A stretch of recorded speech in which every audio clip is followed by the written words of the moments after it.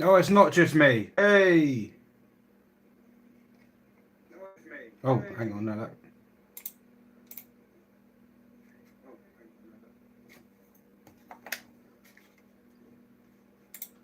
Hello. Yeah, I'm talked out today. Right, I'm just trying to set screen up so it does both at the same time. There we go. Hello.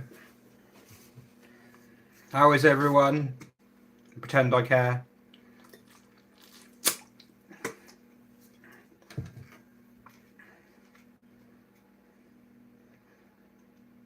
Is the sound working?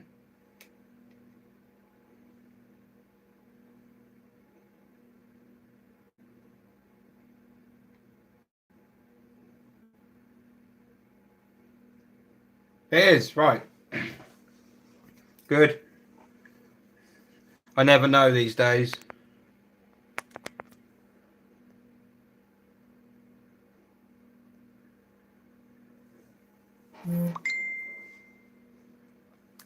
My blind correspondent is here. So if my sound wasn't working, this would be a pretty rubbish live stream for you, wouldn't it?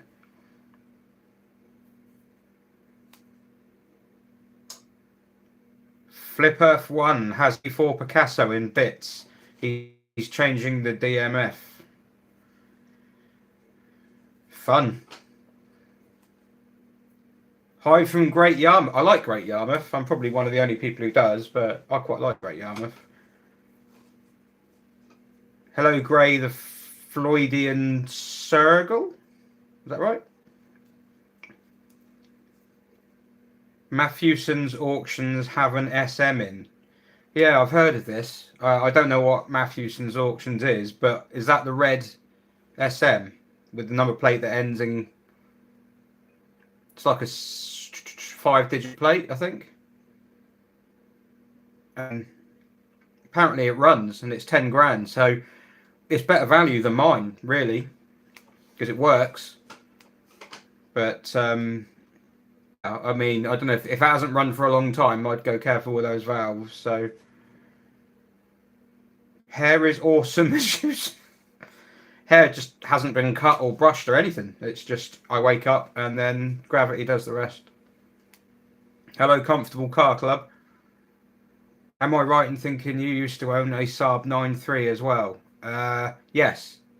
A Saab 9 Sports Saloon, which was a Saab with no suspension. It was fine apart from the way it drove. Seats were great. So was the aircon. Hello from Plymouth, Robin. Bangers and cash. What's bangers and cash?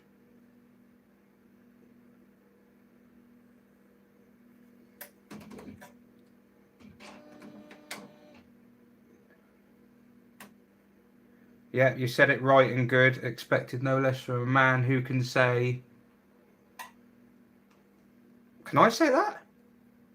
Scarabay Brawn? Hello, Mr. Manbuzz. The SM, yes. Yes, I'm glad someone brought SMs up. Today's video was sodding awesome. What, the RP number one? I just had that idea. I filmed it, not last night, the night before. I threw that together. In my head, I always have different ideas about what I'll do. But, yeah, they're always more slick in my head. But that one, I just held it together. It was only supposed to be about 9 minutes. So... Zachariah, bit of an odd one, but do you have any opinions on the Ford Puma? They're slower than a Saxo VTS. I think that's the engine that the Fiesta's E-Tech S should have got, the 1.7 in the Puma. I don't know. Not really. I don't really. I don't really like them because just the back's really high up. They look really like high off the ground, and they look a bit awkward. And um, the interior is like you can see where they've pulled it out of a Fiesta and then tried to make it fit. I prefer the Mark V Fiesta, which is the same car, really. I think the racing Puma looks all right, but yeah, I'm not mad on Pumas themselves. They just feel a bit plasticky and cheap to me. But I do like the Mark V Z-Tech S. I like the way they look. Um, I like the way they drive, which is very similar to a Puma. So yeah, I suppose I probably like the way they drive, but I'm not mad on the way they look. Is probably the best way to put it. Hello from from New York. Wow, we're going international. I'm shocked that you're surprised by a Citroen colour. I'm surprised by a lot of things. You couldn't find an RP number on the iGo. I didn't know. It depends what sticker they have. If they have that kind of PSA that the Saxo and C6 have got, then I would expect it. But yeah, quite possibly they haven't. So racing Puma is a lot of fun. Yeah, I imagine it probably is. I can it's good on Forza Horizon 4. I think Pumas ride a bit too high, but I mean, I don't think they ride from a handling point of view because I mean, you know, everyone goes on about how well they drive. I just think they obviously had a platform that they had to work with, and they wanted to make it look a certain way, being quite high. But I do like the wheels, the standard wheels they came out with, those 5 spokes. Oh, they were brilliant looking, really cool looking wheels. Um, yeah, I really like those wheels. No, I get why Ford was a much better attempt than the Tigra or what was that Nissan 100NX or whatever it was. So they do drive well, don't they? But yeah, I prefer the Fiesta. If you take the Fiesta Z-Tech S and take the engine from the Puma and put that in a Z-Tech S, I'd be happy. On some better seats because the ones in the Fiesta aren't great.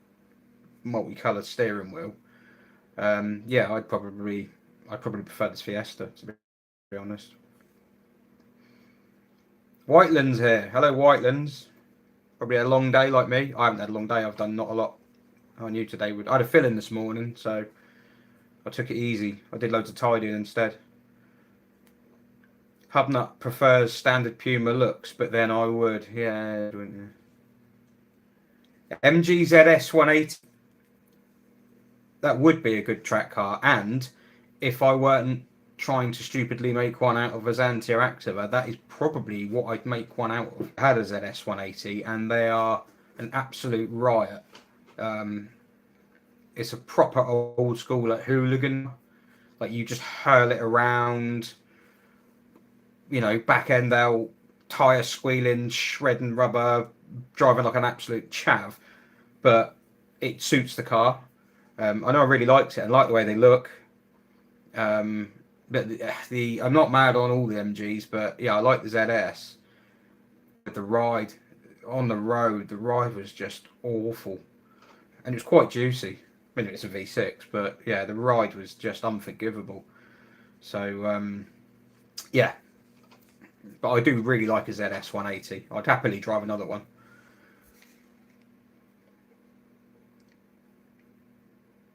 We're currently stuck with a new Puma while our Passat gets fixed.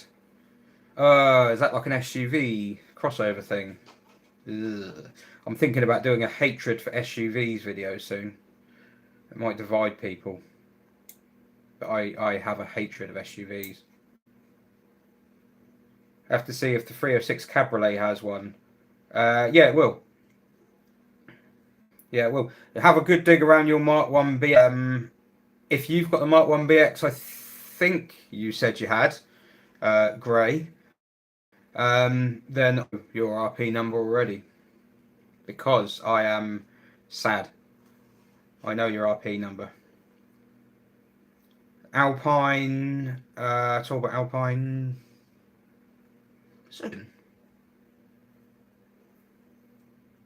If it's before 1980, then it very likely wouldn't have it written down anywhere, even if it had one. But that's a good shout. I'd be interested to know, actually, if that's got one. The Tigra was just a Corsa, it was just a Fiesta. So, you know.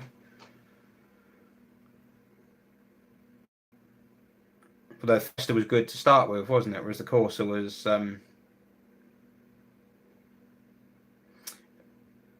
Whiteland. Oh, so this isn't Luke. We've just got Lee at the moment. Lewis is still in the workshop, earning a crust. Oh, Live to Drive's here. Hi from Derbyshire.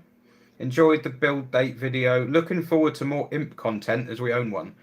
Do I know which car I'm taking to Festival of the Unexceptional? Imp content. I haven't done anything with it. I really need, which means I've got to take the engine out. And as much as anything, I haven't got anywhere to put it all at the moment on the floor. So I need to engine and gearbox out and then have a look at that gearbox and see what the hell I did to it. I would like to do that because if I put that gearbox back in fixed, in theory, Hilda is on the road. You know, it's finished, but usable to a point I could, you know, rag it for content. And yeah, but also just enjoy driving it. Festival of the Unexceptional. The car I'm taking there is fictitious because I'm not going. I'm not here. I'm away that day. So it's actually my birthday. The day of Festival Unexceptional, not today.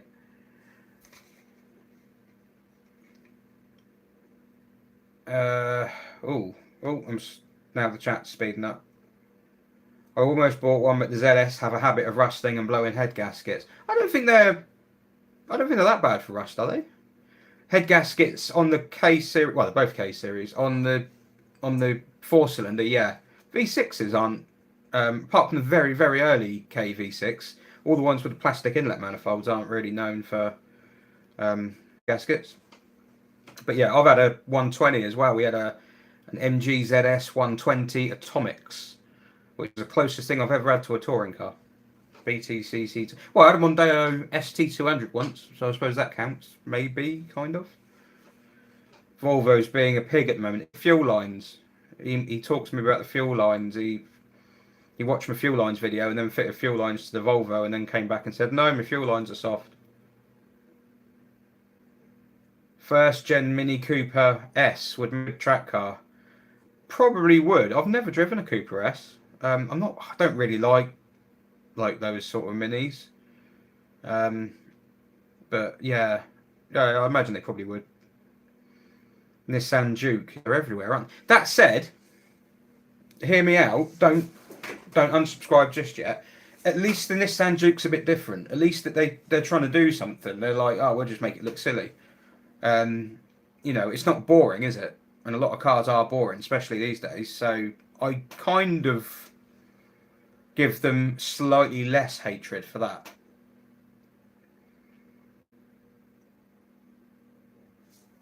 Looks more comfy than 24 hours in the DS. Have you sat in a DS? DSs are comfy. But yeah, I'm getting PTSD on that one. So the Clement has no or roof or doors or carpet or dashboard. Yeah, Clement is currently in pieces.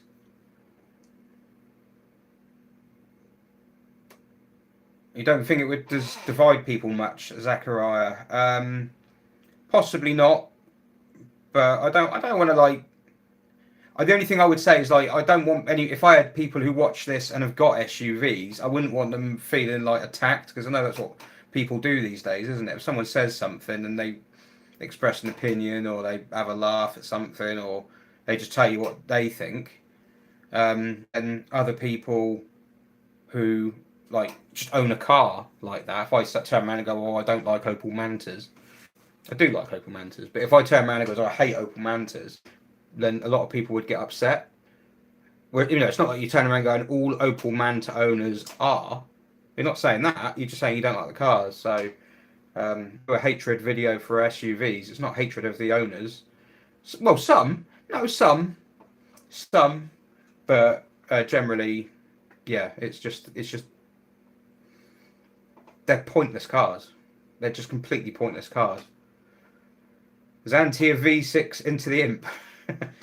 Well, if the Saxo VTR engine killed that gearbox, yeah, I think the V6 engine would probably turn it inside out.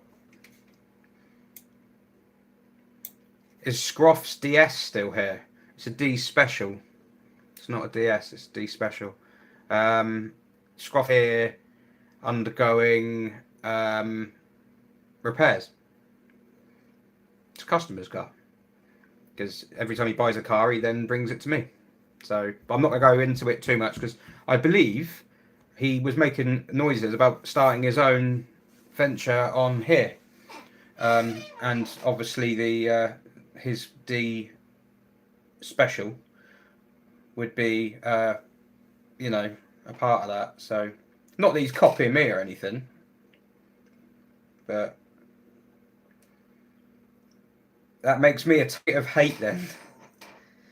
No, not at all. Nobody is a target of hate, but I don't get SUVs.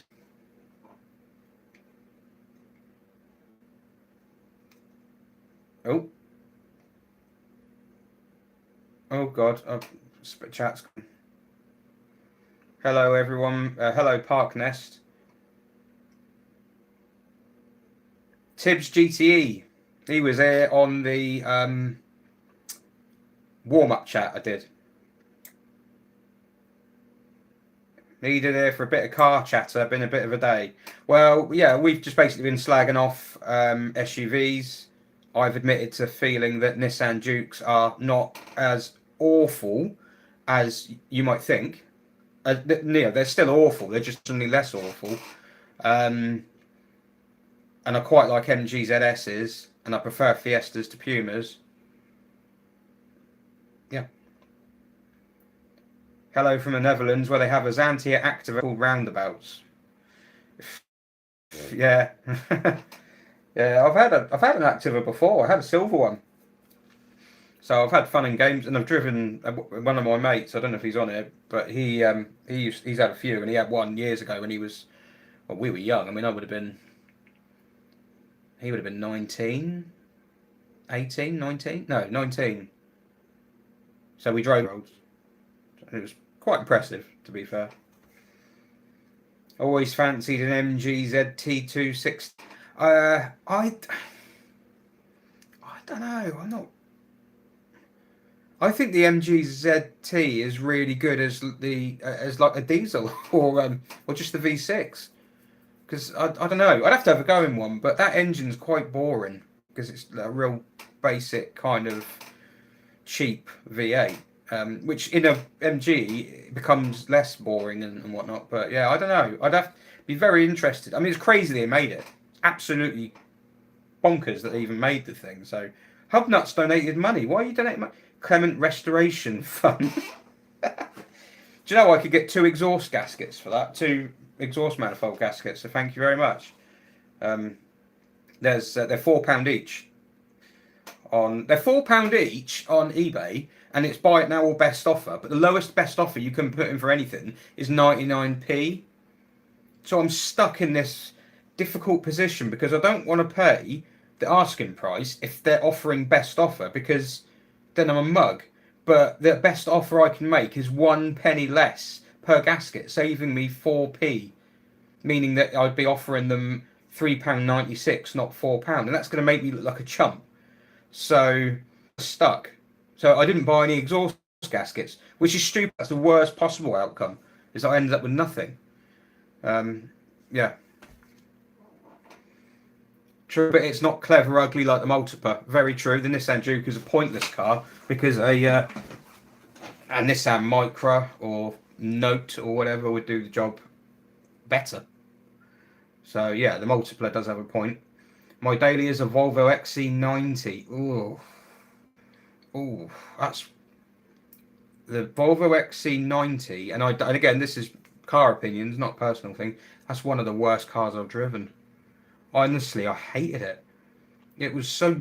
It was. I take the only thing I could say for it that went in its favour. It was a 2002, 2003 T6 model. My God, it went. It was quick for a big old tank, but yeah, horrible. I didn't like anything about it. Yeah, except the engine. I think it was a straight six turbo. It went like the clappers. When do I expect to complete Professor Tomato? Professor Tomato is taking a small break from the ramp at the moment to allow my business to recover. Yeah, Professor Tomato is. It will be a nice car when it's done. That's it. The XC90 replaced the C4 Picasso, which in turn replaced the Zara Picasso. So I wouldn't have replaced the C4 Picasso with a. Well, I would replace the Zara Picasso with a C4 Picasso, because I've had a Zara Picasso, fantastic cars, brilliant cars, but yeah, they're not nice cars. They're just really good cars. They're just not very nice. C4 Picasso, probably no better, but nicer. But MPVs have a point. SUVs don't. That's my gut. Oh God, sorry, I'm behind comments. Oh no, I'm so far behind.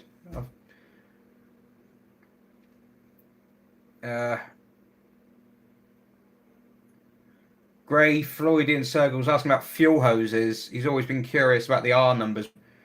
Any idea what they actually mean and what you'd need to look for E10 compliant hoses? Don't worry too much about them being E10 compliant, because if it's E5 compliant, it's E10 compliant. I would look for. I mean, there is if you Google it, there's tables out there telling you. So like R9 has a certain amount of ethanol permitted, and it's rated to 150 psi, I think. Whereas R6 is only rated to 50 psi. There's different specs. There's tables on Google. If you Google it, there are tables on there that tell you what they're good for. Been a long time since I've seen a Renault 4x4 Renault Scenic. That's a very good point. I mean, it's a good thing that it's a long time, but that was Renault being ahead of the game, wasn't it? Is that the first crossover? Would the Matra Rancho count as? No, because that's. Don't know. Has anyone succeeded to fit a Porsche transaxle into an Imp? I would think not, but I don't know. You don't have a lot of room in an Imp for the transaxle. That's the problem. The only other transaxle that I think would fit in that gap is probably a 2CV one. Obviously, it's tiny. The space is tiny, so anything you put in it that's bigger, because that was the natural thing to do, was to put a stronger gearbox in. But anything you put in there, you probably have to cut the sub, which isn't too much of an issue. But if you have to start cutting the floor up down there, that starts getting there a little bit dodgy on the old registration issue again. The Imp is Hilda is, I would argue, sitting just the right side of it at the moment. But if you start cutting bits of floor out, you're gonna come a cropper pretty quick, I think. So should the worst happen, I mean, I've had customers ring here who've had the DVLA cancel their registration, like invalidate their registration number, to the point they went on and checked their registration number on a VRM checker to see that, what your MOT expiry date, and it was like invalid within of the phone call to them. So they had a pretty bad day. It's usually Porsche 356 replicas, because you have to cut a chassis in half to make them. So if you chop a chassis down, it's not a Beetle anymore. DVLA aren't stupid. So if I start chopping chunks out the floor on an Imp to put a bigger gearbox in, yeah, I reckon I'd struggle. and I either because well, you can plead ignorance all you want. It doesn't help your registration number, but yeah, I obviously do know the rules. So, well, see, Whiteland says she loves her Yeti, right? But I don't think the Yeti's an SUV. This was on Twitter the other day. I don't think yes. I think that's more an MPV that's just a little bit higher, because an SUV is like no more practical inside, but has wasted space underneath. But it's the same room inside as a hatchback. Well, the Yeti is bigger, isn't it? The Yeti's a practical car. I'd say that's more like. I'd say that's pushing more like a people carrier that's just slightly higher up. It's a people carrier designed to look like an SUV, because MPVs aren't cool anymore. Well, they never were, apparently. So yeah, I reckon that's what Skoda did. That's a very clever thing to do, really, is to take something like that Roomster they did looked a bit troubled. He's bound to get one of them, isn't he? Hubnut. Skoda Roomster has got Hubnut written all over it. Yeah, I think the Yeti was like their attempt at doing it more appealing. So I don't think no hatred for the Yeti. I think the Yeti is a clever car, and I wouldn't class it as an SUV in the normal pointless sense of SUVs. So yeah, see, Hubnut agree. He said there is the Yeti an SUV. I don't think it's an SUV. His engine respond? Oh, hello, Silver CX Silver Bullet. Would Tomato's engine respond well to turbocharging based on relative lack of torque? They do it. I mean, people have done it. I think supercharging is more common. But to do that, you would have to fit lower compression pistons. And it was quite a hot. Well, it's not a high compression engine, but for that period, it's high-ish. It's a bit too high for turbocharging. So yeah, I think I prefer. I love them as they are. I said in the Tomato videos about the lack of torque, like it's a bad thing. It's not a bad thing. The car's not. It doesn't struggle. I mean, it's almost like having VTEC, you know. It's very tractable at low revs. Very, very tractable at low revs. And then when you get above like 5,000, 4.5, 5,000, it just launches and pins you. Well, relatively, it's only 160 horsepower, but it just shoots forward and pins you back. So yeah, I think, I think he'd ruin it. I think the engine's amazing in standard form. So I wouldn't bother doing anything to it. Turbocharge any engine in that range, it would be probably like the well, I'd probably try and stick a 16 valve head from a GTI 6 or something onto the block for the Activa, the CT block. That's but then Peugeot did that. The T16 405 T16 had that sort of thing. Had a variable vanes turbocharger as well. It was a very clever car. Never got it in the UK because we're peasants, but sports utility, think it ticks that box. Do you know, someone said this the other day. Someone put a picture of a Mercedes like a 123 estate and said, well, that's an SUV. Because apparently it was sports. I'm not quite sure how it was sports, but maybe it was like a Brabus or something. And it was utility because it's an estate. Cool. So I think SUV is the wrong term, isn't it, for that sort of car? So C4 had the 2-litre HDI, which is a great engine. The 2-litre HDI is a great engine. The 8-valve in the earlier cars and the 16-valve version is a good engine. How am I going to get the Citroen DS out of the bay? Good name. Good name. Clement? Well, hopefully drive it out. Did I drive it in or did I push it in? No, I pushed it in because the clutch was broken.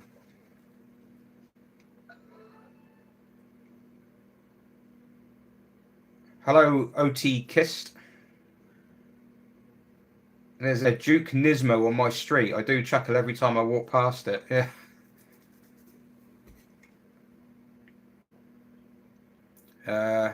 Have I Garage is doing a BX 4x4. Yes. I have nothing to do with it. I promise. I've not made him do it. I've not suggested he do it. He's done that himself. That's his own volition. Yeah, he is doing one. How cool are Citroen C15s now? Um, I don't know. I'm not really someone who can answer what cool is. Uh, I think I like them, but they have a lot of point. Like, if you want a van, you're better off just buying something newer. And if you want a micro camper, want something a bit bigger. But they are cool. They are cool. In fact, I saw a C15 for sale a little while ago, and I thought, how could I justify that? But SUVs can be fit for purpose, not so much something you would prefer to drive. Some cars are just cars. Well, very, very true. But then so's a Ford Focus. So's a Golf or a Passat, or I can't think of cars. Yeah, I don't know. Just normal cars. I think SUVs, if you need the ground clearance, that's the only real reason. And if you need the ground clearance, that's normally because you're going over rough terrain. And if you're going over rough terrain, you probably want more like a proper off-roader. But then, what's the difference now? I suppose it's not like back in the day. It was always like Land Cruisers, Shoguns, Troopers are like proper off-roaders, and then you got the pretend off-roaders, and now everything's a pretend off-roader. So, except maybe the Land Rovers still. I don't know, but yeah, I don't know. Oh, well, if you need to tow something, because we had a Discovery and a Jeep Grand Cherokee once, because you want to tow something, even having a big van's no good. The towing weight on those is nothing compared to what Discovery. So it did tow well the Discovery, apart from the fact it was really kept overheating. Oh, cauliflower McPug, that's very generous. Some more Timotei to keep your hair looking soft. Am I worth it? Thank you. I'll put Clement. What do I need? What do I need? £20. £20. Well, no, 20 New Zealand dollars. I don't know what that is in UK. I'll find out when I get something for Clement. Hubnut did 500 miles yesterday in a Volvo XC70 5-pot diesel.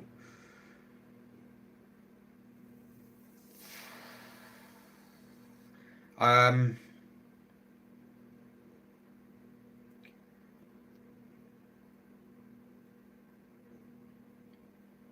I can't. I'm trying to find an opinion on an XC70.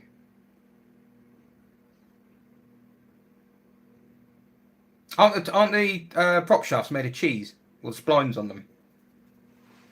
We are trading in the Yeti soon for an X5. No, you're not. That would be a huge downgrade. Surely that is a wind up. That's trolling. Saw his MG's S diesel on eBay. Do you know one of the best MG Rover cars I drove? Well, no, it's not best. That's silly.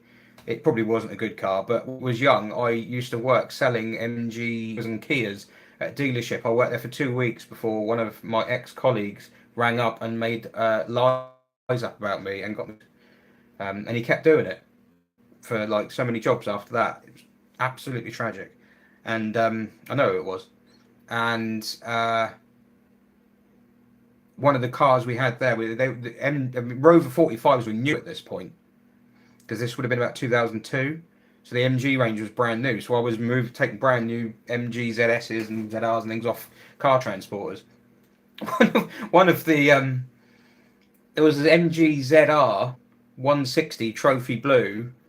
Guy had been waiting for it for ages. Eventually, it turned up. It was rusty around the boot hinges. It didn't even have number plates on it. It was rusty already. But one of the nicest cars I drove was a Rover 45 connoisseur spec. So, and it had its like dark colours, almost black velour, and it had a 2-litre turbo diesel engine. It went well. It was smooth. I thought this is a decent car. At least the XC90 is a proper SUV. Is it? Can you really go off-roading in one of those, like, properly? I mean, I've watched Ford videos and they get stuck there, so... Oh, oh dear, oh dear. Oh no.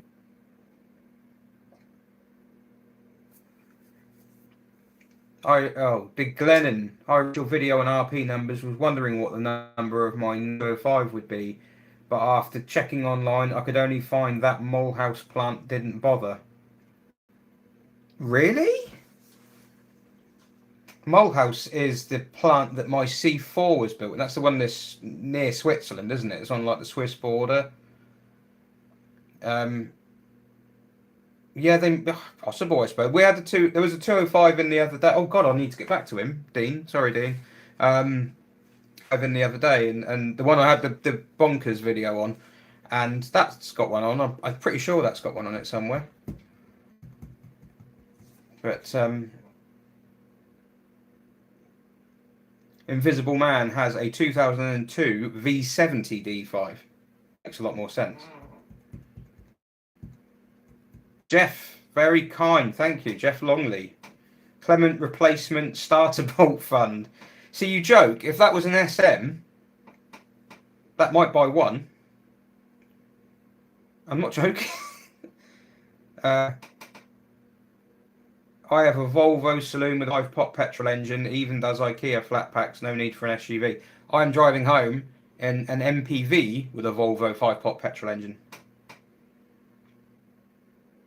Didn't the C4 Picasso come with one of those robotic manual boxes which suck? Yes, EGS. But if you do get the C4 Picasso with EGS, column shifter. So although it's rubbish, column shifter. Tough call. What?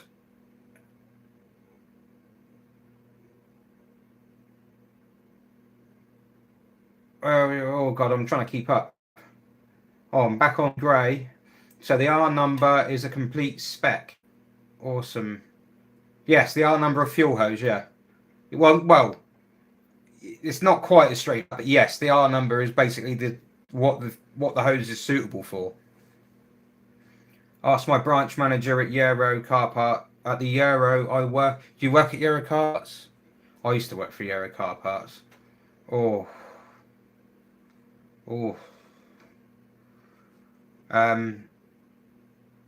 Yeah, they've got a clue what the fuel hose is.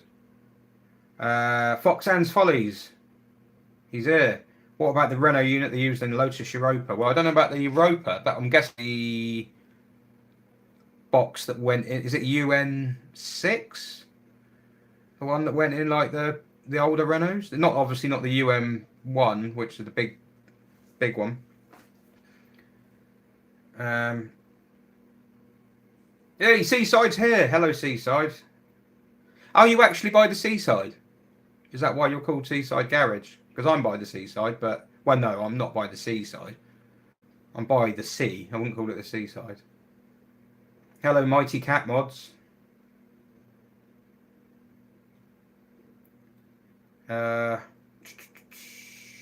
Mighty Car Mods suck. I've never watched it. I wouldn't know. That isn't it? Wrench and Wench. Oh, we're getting the gang back together. Where's Steve? Get Steve.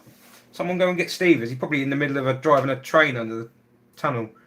Under the tunnel? Under the channel. Weird watching this in the UK with snow outside. You've got snow outside. I've got rain. And it hasn't even got close to snowing. So, Sid says, would I dabble in more car reviews?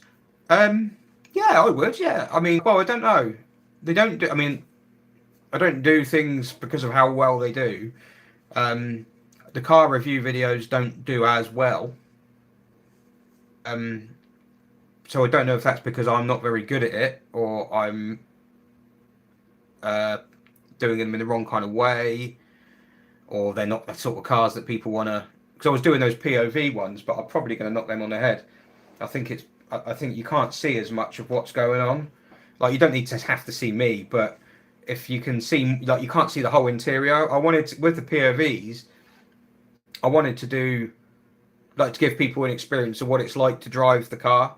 I think with the CX one and the XM one, it works okay, actually, but Yeah, with the TVRs, I tried them. I mean, no one watches the TVR stuff anyway. It's really unpopular. But yeah, you can't really tell doing those. So I think really they need to be done. I'll probably do them from now on. Um, kind of, set up with a couple of cameras in one hit, and then just edit alternating between the two, which is what I did in the 205 automatic. So yeah, I'd give more goes than that. I mean, I might do members' cars if people are nearby. If they don't mind giving me their car for a couple of hours and leave me to it because nothing else. But yeah, Seaside. I think you are the man to ask. I know it's stupid and risky. One of the earlier ones, not driven for 10 or 15 years. Disaster? Question mark. I know the engines are problematic, but so cool. Yeah, do it. Just, in fact, if it's left-hand drive, which I'm guessing it will be, they have Duravi steering. Well, yeah, they do. They have Duravi steering. It's not quite as pure Duravi steering as an SM or a CX, but yeah, they have Duravi steering. So yes, very much yes. And if it's a V6 24 valve manual, 100%.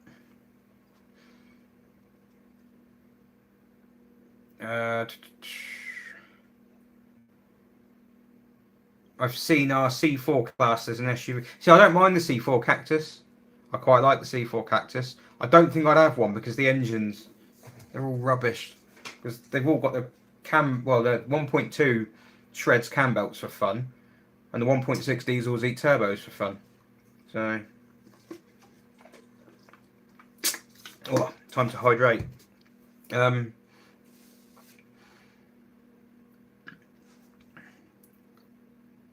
are we at?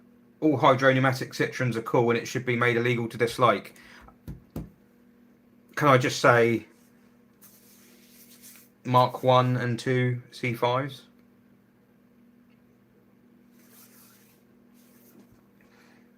So, Rusty Rose. Well, I tell you what, so we just need Fuel Power, JM, No 27, Charlotte Valden, Passenger Seat Podcast, Furious,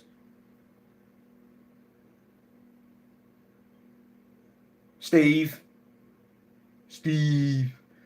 Yeah, we need all. If we had all them, we'd have the whole gang back together. So, hi Seaside Garage, liking your channel a lot. Don't talk to him. You're on my chat. Yeah, I watch. Do you know I've watched Seaside Garage. It's one of those channels where I knew about it for ages, and I thought, oh, I like the look of that. I'll save that, and I never got round to watching.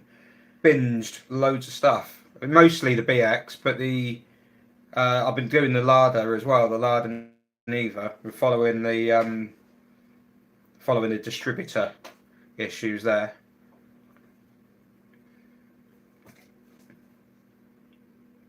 I see with Clement there will be a big fight with rust. What's the plan? How much welding? What chemicals, primers, etc. to handle your weather? A lot of welding. Chemicals, primers. I just use a bit of zinc weld through primer because there are weld through primers that you can weld through. There are some that work. I've got one which is really good. Use that.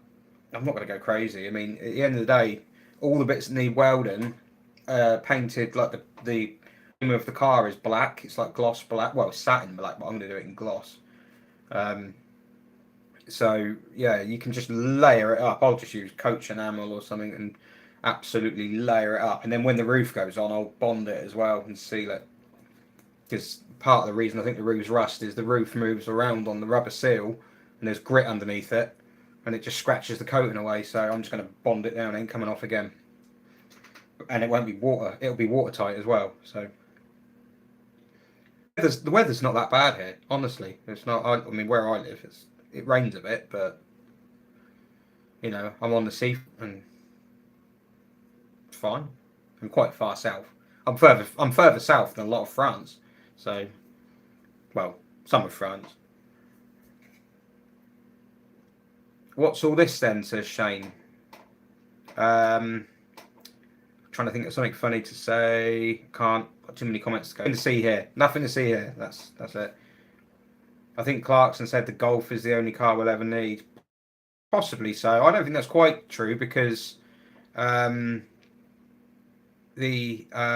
like, what if you've got three? What if you've got 3 kids? You won't get them in the back of a Golf if you've got kid seats and things. So I think you need something bigger as a car that would be everything you ever need. But for most people, yeah, the Golf probably is. I mean, Mondeos were, you know, Mark III Mondeos, fantastic car. Mark IV's nice as well. Mark III, yeah, they were really, they're all the cars anyone ever needs. So, coolest people are the ones that casually deny they are cool. Well, I don't have to casual. I just, mate, seriously, a channel called Not Just Bikes did an interesting on SUVs being popular with manufacturers, safety and emission standards based on them being under truck legislation. I don't think that would be the case for not now. Maybe in the past at the point there was something, and obviously I can't speak for other countries, but yeah, in this country they would. In fact, if anything, in this country they're probably more stringent now than they ever have been. But if I want to tow something, you get a Ford Falcon. Am I a long way behind? I am a long way behind.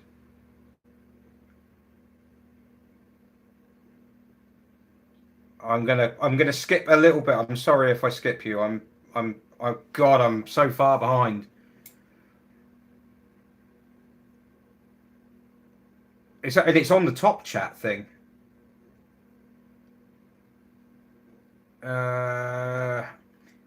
Easier to get in and out of an SUV. That's why we have one, or why I have one.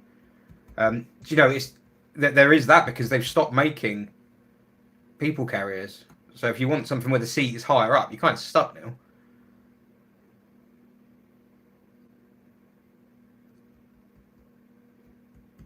Ben Jackson has admitted that his wife has an X-Trail. Do you know the funniest thing I've seen with an X-Trail was I was turning around in a car park in snow once, and I reversed up the hill in the ice, and there was an X-Trail there, and all 4 wheels were just spinning, and it wasn't going anywhere, and I reversed up on the summer tyres, and it just drove away. Because my mantra with ice and snow is you want the lightest car you can. Lightest car you can. Don't dig in, just sit on the top. Saxo in the snow, brilliant. Absolutely brilliant. Doesn't matter what tyres it's got on it. Use the handbrake on most corners. Because there's no one around, obviously.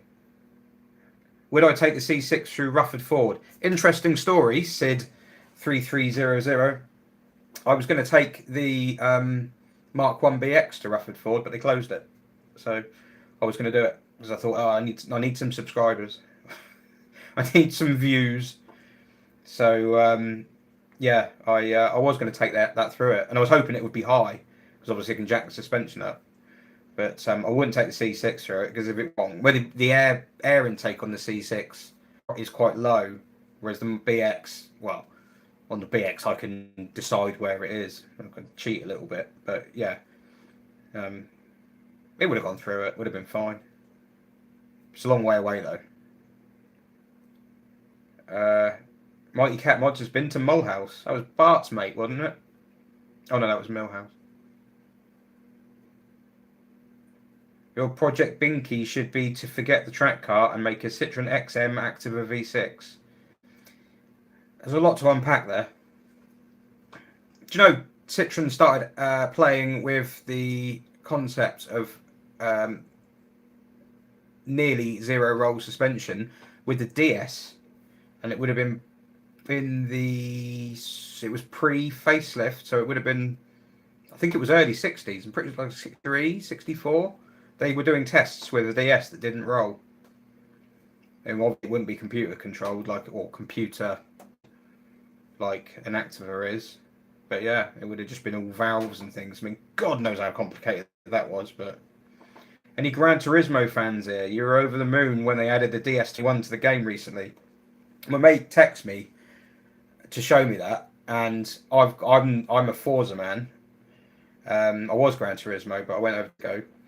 And the Forza Horizon 4 has got the DS 23, I think it is. Is it the EFI? So I was really happy when they got that, but it doesn't. Well, I say it doesn't drive like it should. It's a game, but it is nothing like it should be. Like some of the car 205 Rally on Forza Horizon 4 is epic, especially if you've got a steering wheel. It's just so much fun. The DS is nothing like a DS. The game you need to play if you want to drive a DS and you think, oh, actually, that's kind of gives you the closest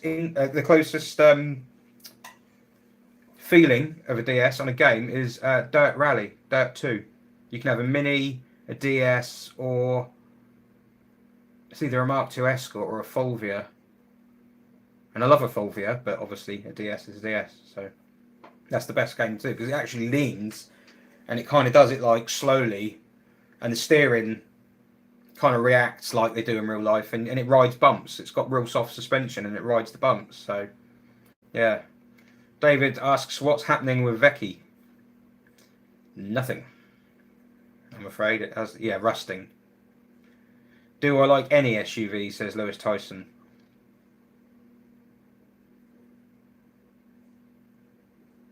No.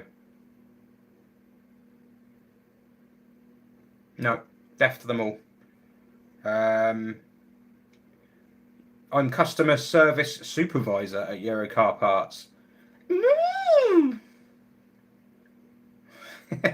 I was just a parts.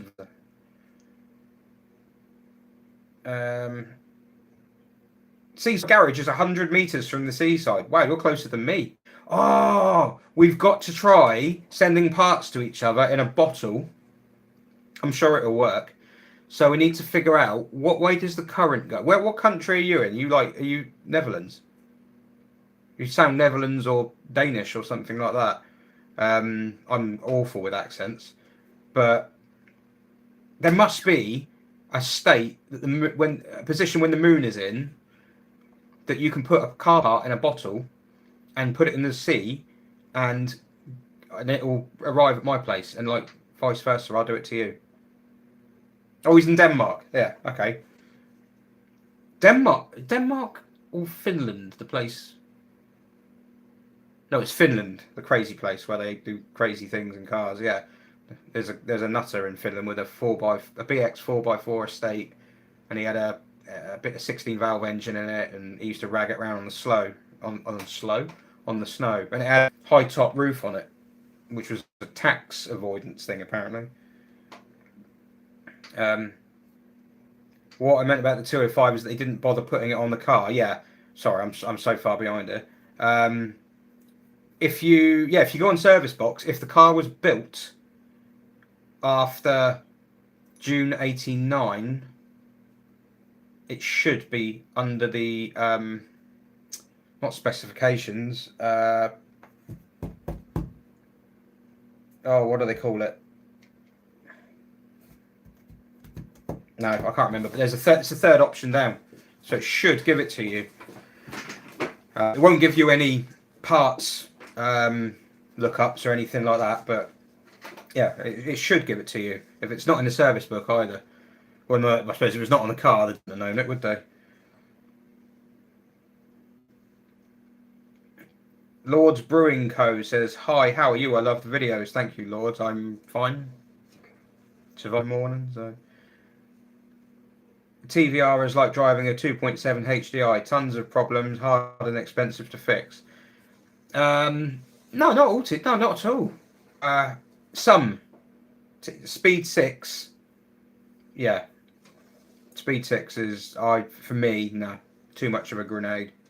But the like Rover V8s and, they all just use standard cooking engines, really, so...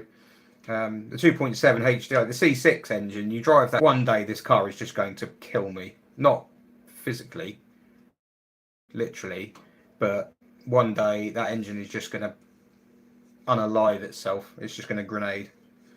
And then that's it. You just kind of get that feeling,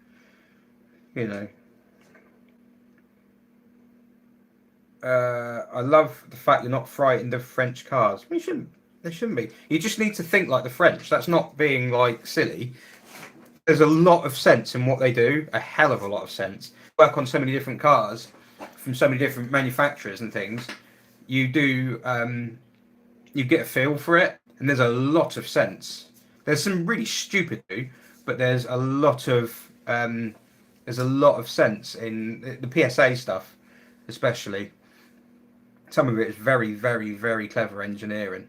They'll get one part and make it as small as light as they can, and then it actually doubles up as something else, like the side of a, I don't know, I can't think of anything off the top of my head, but like this, the side of a light fitting doesn't just clip into the roof; it's also the side of the sun visor thing. It's not as simple as that, but it's that kind of thing. They're really, really good at that, packaging and engineering and things. But I am quite frightened of the SM. That is scary. So the C6 engine bay is as well. The C6 engine bay is just absolute minefield. If the C6 died, I probably wouldn't fix it because I just haven't got the time. It's crazy how much is in that car. Packed in there. Can't believe no TVR stuff. The TVR stuff is the lowest performing of all the videos. People don't like the lives. There's not many people on the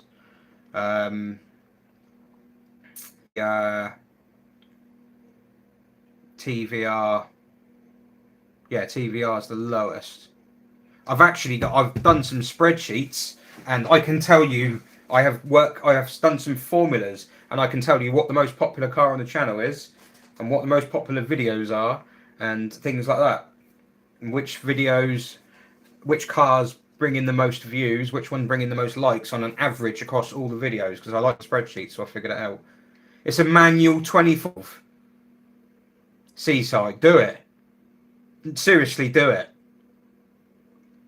Oh man, 24 valve. So the PRV manual. I mean, they're scary as hell, but they're quick. That's the quickest XM they made. That was the fastest car Citroen made since the SM. Those XMs have a top of 45 mile an hour and 0 to 60 in 7.5. So in kilometers, what's that? That's 250 kilometers an hour. But yeah.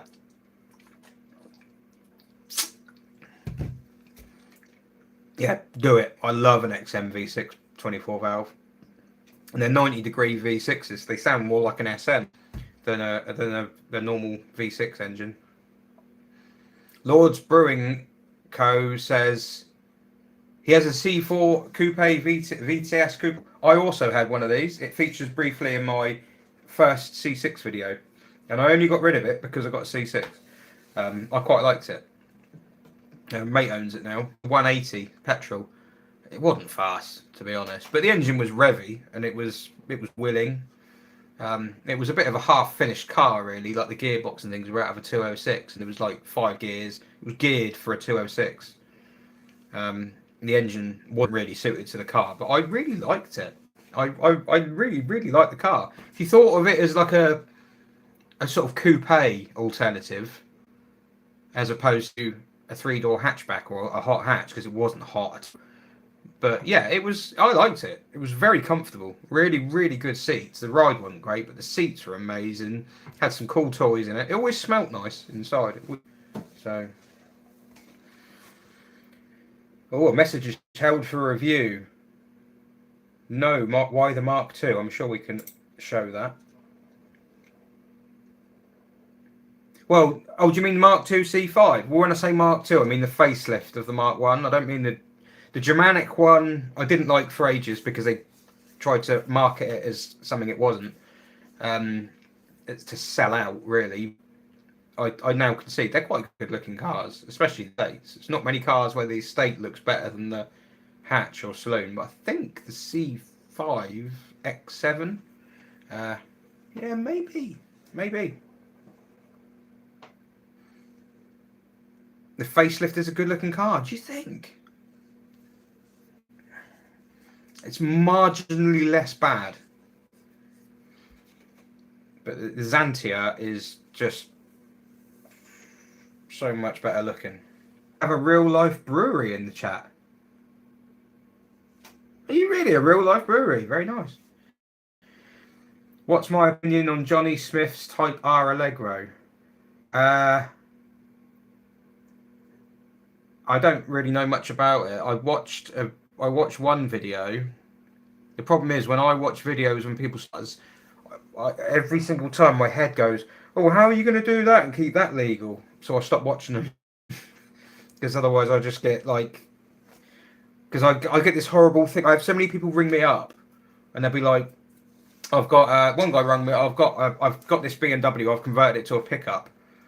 And it was like it was going back to the whole registration IVA thing again, because if you cut suspension points out of a car, you've had it. You need to, well, technically it needs to go through IVA and be re-registered, probably on a Q plate. And some people do it. Ian Hubnut drove that double-ended Rover with two front ends, and I think that's been through. It's on a Q, so I'm guessing that's been done.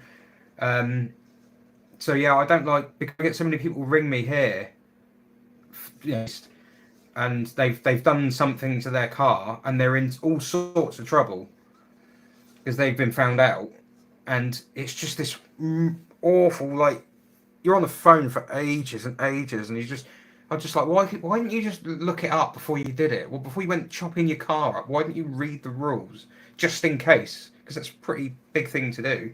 So it's like everything with Hilda was just done with all of that in mind, like, to how far can you go? But yeah, I mean, like, one guy paid like 40 grand for a Porsche 356, and he'd had it built in the States and he had it sent over here, and then he'd imported it, and he was trying to import it on the Beetle certificate of title, because in America I think you would just still run it as that. I don't think they have the same rules, but yeah, as soon as they found out the chassis had been shortened, that was it. So he was good. He had like 40 grand's worth of car that he couldn't register. He had to put it through IVA. Only it had all been finished and it had been painted and trimmed and everything like that, and it wouldn't go through IVA because of the way it had been built. So you'd have to unbuild it. So, and the DVLA are getting hotter and hotter on it, because there's a lot of like people reshelling cars and bending rules and things like that. And of course, back in the really old days with kit cars, you didn't have the same IVA type rule. I'll do a video on it. I'll try and do it without like before, but I don't want to stitch people up, because I don't want people to watch it and then go, "Oh, so and so is building this car. That's not legal. It's not for me. I'm not." But at the same time, I want to put the video out there to say to people who haven't done it yet, just read the rules first.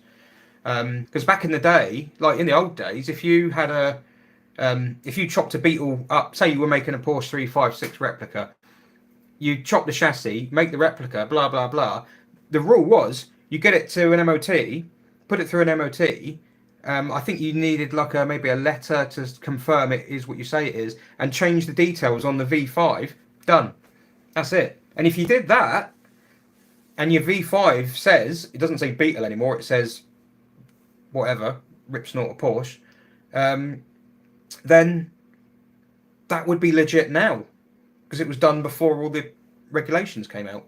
And then in the first out you had SVA, and now you've got IVA in this country, and a lot of people will fall foul of it. A hell of a lot of people will fall foul of it. So yeah, I do kind of want to make a video as an information thing, but I don't want to make a video and then put it out there and then like all 5 people who watch my channel watch it and start applying it retrospectively to other people's cars and calling them out.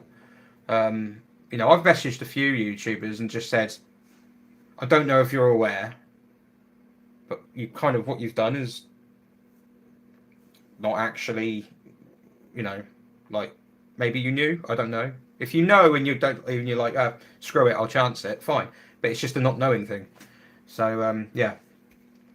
So I watched him dig it out of the barn, and I watched him talking about the V6 going in it, and then I lost interest when it wasn't a V6, because I really liked that idea, the compact sort of sitting in the centre square V6 thing. But yeah. How come Clement has adopted Porsche sill covers? Well, it's sill cover. I only got one, and I really couldn't tell you. I don't know. Clement's got all sorts of problems. Right, I'm trying to catch up. Love for the Mark III Mondeos. We had one. We bought an ST TDCi. That was a mistake. Big mistake.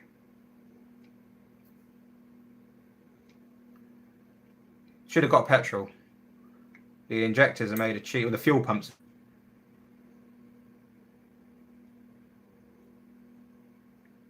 But yeah, Mark III Mondeo is a cracking car. Really, really good. Really good.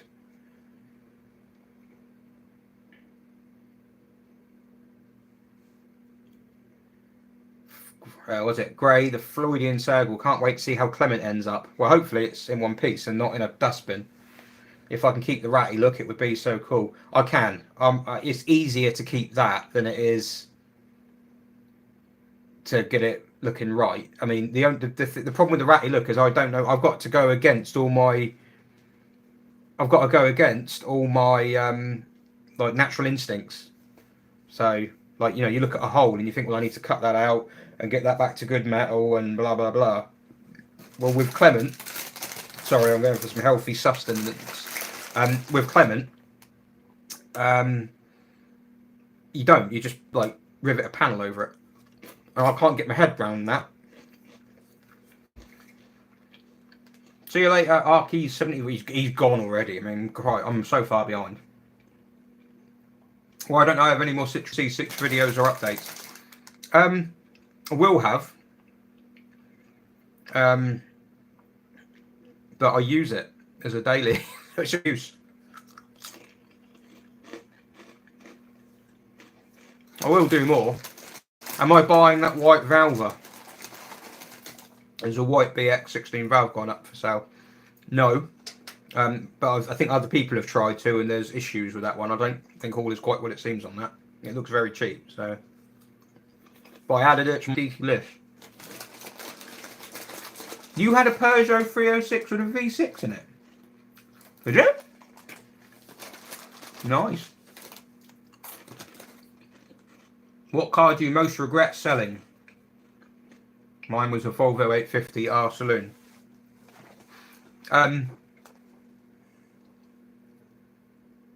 Alfa Romeo 156 V6. Didn't give it enough of a chance. Bottled it. Should have kept it. Got it running right. I bought a cheap airflow meter in it because the airflow meter went down. Put a cheap airflow meter in, despite everyone saying don't put a cheap airflow meter in it. It drove like everyone said it would, and I went, oh, it's all complicated, it's going to break, and sold it. It was a lovely looking car. It wasn't comfortable. It had the Momo leather, and I think I would have preferred the Recaros. It felt like really supported underneath your legs, and the throttle pedal. And Mrs. said the same thing. When you went to park it, you used to get cramp in your foot because you had to always hold back on the throttle pedal. It just shut off. It was really difficult to kind of like hold it back all the time. So it must be the relation with all the pedals, and relation to the seat. And also my 106 Rally. I love my 250,000 mile AX GT. Still going strong, but I really like that. I don't regret selling it. I don't really regret selling any of them because like you do what you do, don't you? But I like that. Oh my 106 Rally, the Series 1 Rally. I'd love to have that now.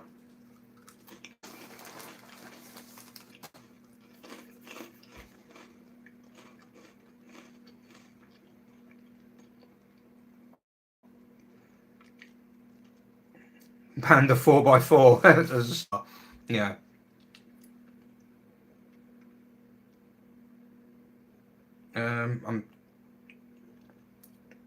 I'm kind of scanning a bit quicker, just trying to catch up. I'm a long way behind.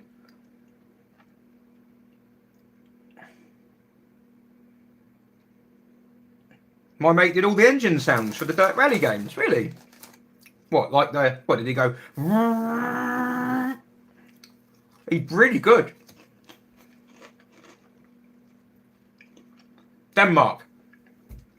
Man, I'm so far behind. I'm going to sprint forward a little bit.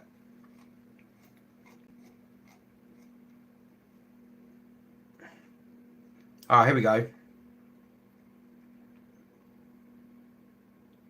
Carly's arrived. Right, I've caught up with the bit that Carly arrives. Hello, Carly. Hello, wife to be. Get a room.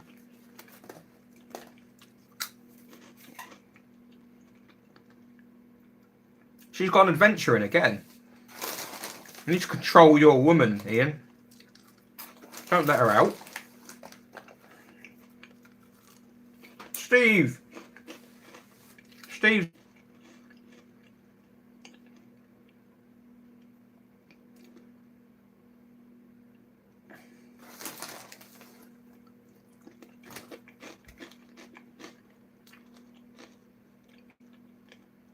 The Momo seats in the 156, Mikey Catmod's talking about. The Momo seats in the 156 are nice seats, but mine was supposed to have the Recaro cloth, because the B pillar in a 156, like the door fabric, which matches the seat fabric, carries on across the B pillar, and that had cloth there. And when I spoke to Alfa Romeo enthusiast, they said that mine was an SP2, what's them? It had skirts, it had teledial wheels, skirts, didn't have the stupid spoiler on the back, and that one should have had someone had changed them, swapped them over. So, and I would have liked them because they've got the extendable bit that goes under your leg. Mark's NTL there, he says every Alfa he's ever driven was uncomfortable. 159, pretty comfortable. In fact, 166. 166 is lovely inside.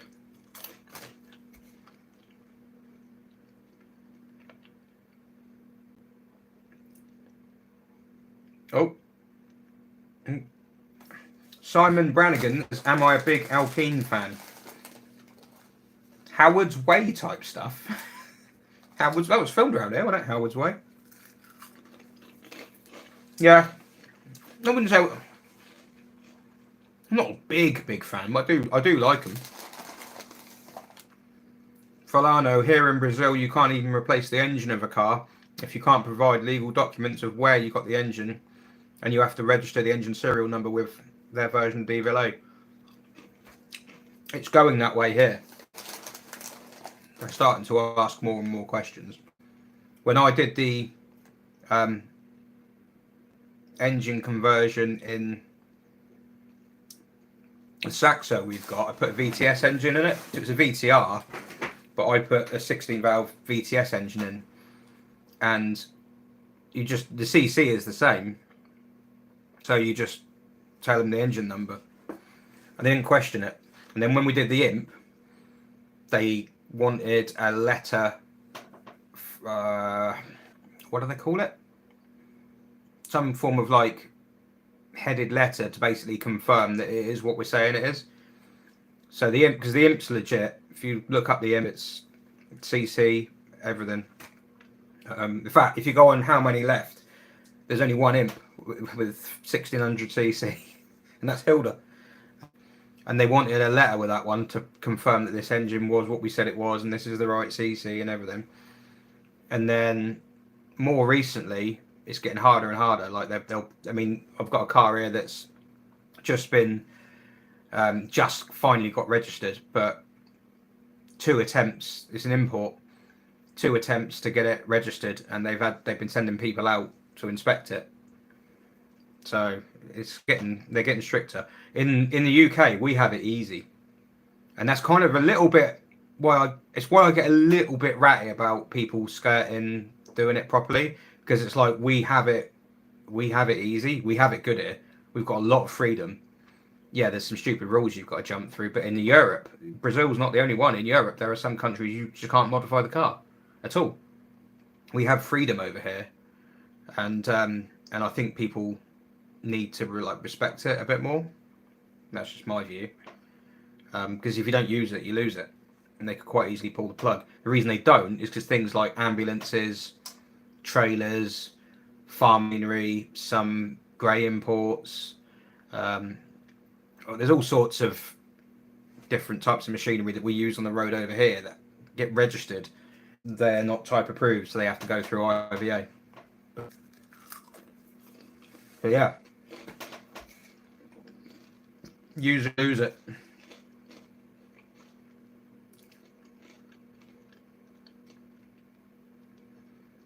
Do I think I could organise a road trip convoy with all the Fred car guys to Stellantis factory? Would be funny.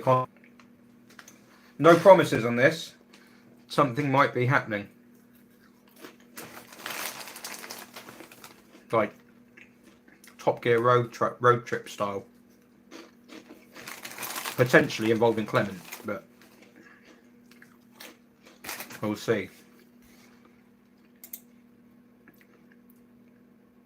Rustino 666, leather or cloth seats? I'm not a fan of leather. Yeah, I prefer cloth.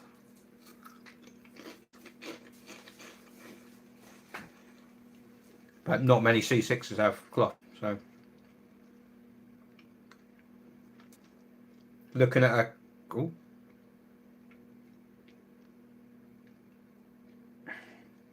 Looking at a Clan Crusader to join my wedges. I can't get over the looks. Clan Crusader. Awkward looking. I've got some tea at home. I'm not going to eat all these crisps.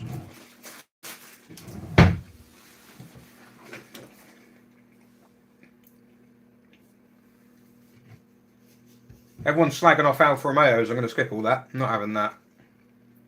I mean, I haven't got an Alfa Romeo, but...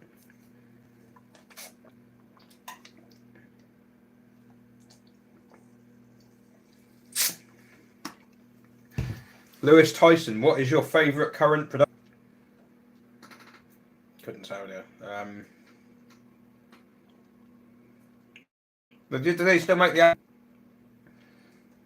like those. I quite like the Peugeot 508. Peugeot are making some good looking cars.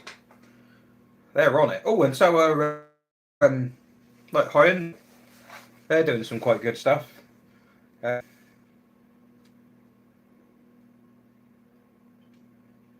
don't even know what's on the market at the moment, to be honest. So I don't know. There's nothing that really gets me floats my boat.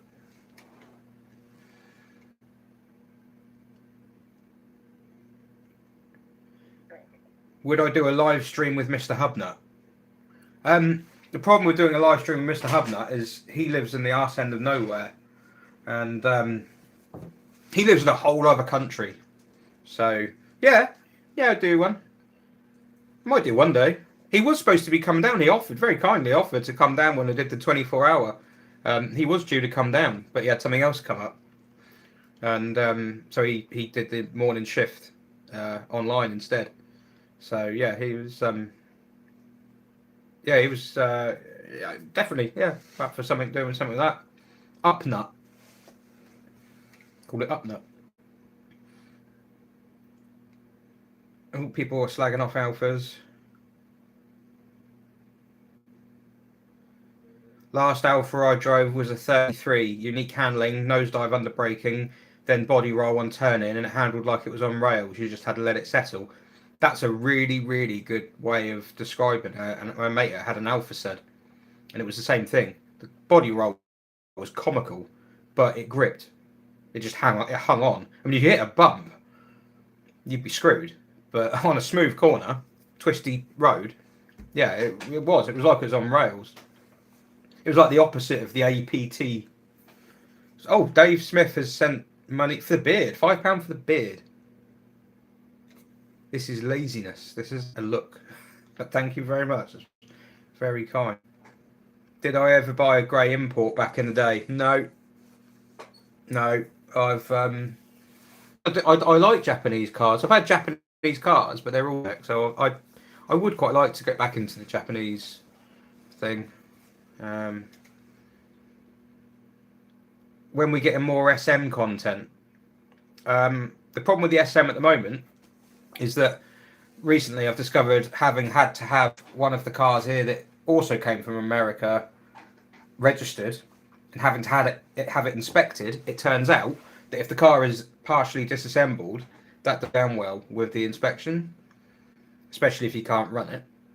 And the SM is kind of partially disassembled, so I need to partially reassemble it and then try and get it registered, because it doesn't need an MOT, so I can get it imported straight away. All the Nova documents are done, so it's all like as up to date as it can be, but I could actually get it registered now, so I'm going to try and do that first before I do any more work. But I was talking to someone earlier on, another YouTube, Car Soul, sounds like arsehole, which is deliberate, and they came in, and I was saying, like, when I first got them, I went through a phase, like, what do you call it, crisis of confidence, where I just, like, couldn't go near it. I was just scaring that Jesus at me. And now I'm at I reckon I'm starting to feel a bit more like, actually, yeah, I could attack that. I'll just attack it. I'll just go for it. So, but yeah, I want to get it registered first. So if anything, I need to make it look more like a complete car again, which, to be fair, is putting on the front wing. Front wings. Haven't even taken the back wheels off it. It's front wings, bonnet, yeah, and all the numbers are on there and everything, so it should be fine. Did the C6 ever come with cloth seats? Yeah, you could get the real basic one, the really, really basic ones. Normally the 4-cylinder diesels, they had like velour seats. I'm digging it. I really want them, but they're not electric, so. Do I drink beer? Yeah. Well, actually, no. I tell a lie. I used to drink like beer, and I kind of gone off it all. And I think when we started having really, really hot summers, I just started like necking lager, and so I just drink like Kronenberg all the time. Love Kronenberg. So not like, yeah, not the rubbish ones. Like, well, yeah, not the rubbish lagers, but. So yes, technically yes, but probably not the beer you're thinking of, because you're probably a lot more cultured than lager. So I'm breaking up a bit. I keep moving around. I'm sorry.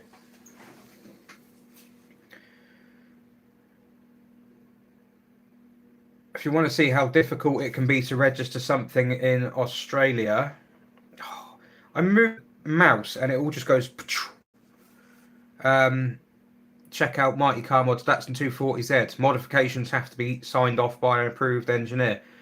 It's not just Australia. I got a customer who's taking TVR Wedge V8 to Luxembourg, and it sounds like you have a whole horrible situation doing that. Costs a lot of money, and they have to be in the right mood by the sound of it. So.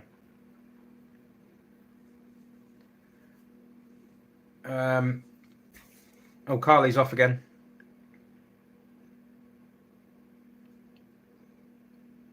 Admit it, I love Betty. Betty is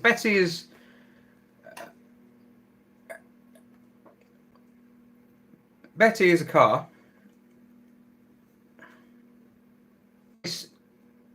No, I don't dislike it. It's probably not the sort of car I'd have. Well, I haven't got one, so obviously, but I think it's not the sort of car that I go like nuts for. Like, the suspension's a bit basic for me. Not a lot of support in the seats. It is like it's not like sitting on a comfy sofa in the way that a DS is, or even the C6. It's like sitting on a big, when you've got really tired legs and you're in the waiting room somewhere and you finally get a chance to sit down and there's just big wide open seats that people have to share. It's kind of like that. But do you know the thing about Betty? I've never driven a car that is so easy. Well, driving it's pretty easy. I mean, the brakes aren't great, but I've never driven a car that's just so effortless to drive. Like you barely have to touch the throttle, which is really annoying, considering it uses so much fuel. But yeah, it's I can see why I can see why people like them, and I can see why they're sold as successful. You know, sold successfully over in Australia. Felt tough. Felt like a tough motor.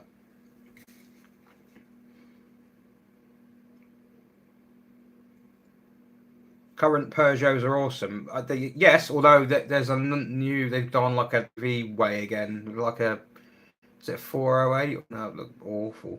But like 208, 308 looks quite good. 508, especially estate. Oh, no, that rhymes. Wagon. Yeah, that's class. 508 wagon looks awesome. Really, really good styling. Really nicely done. Couldn't have one because I can't deal with that stupid dashboard. It's like the steering wheel's down on the floor. It just looks wrong. Looks like a mod for BeamNG that someone's done in their bedroom. So it's like, yeah.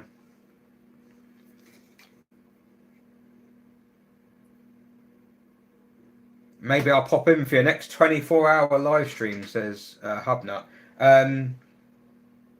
I don't know what I'm doing yet. I'm going to do it. But when I went to drop off that check that someone very kindly sent for Sophie's legacy, the other day, I dropped it off because Charlotte lives around the corner, so I dropped it off, and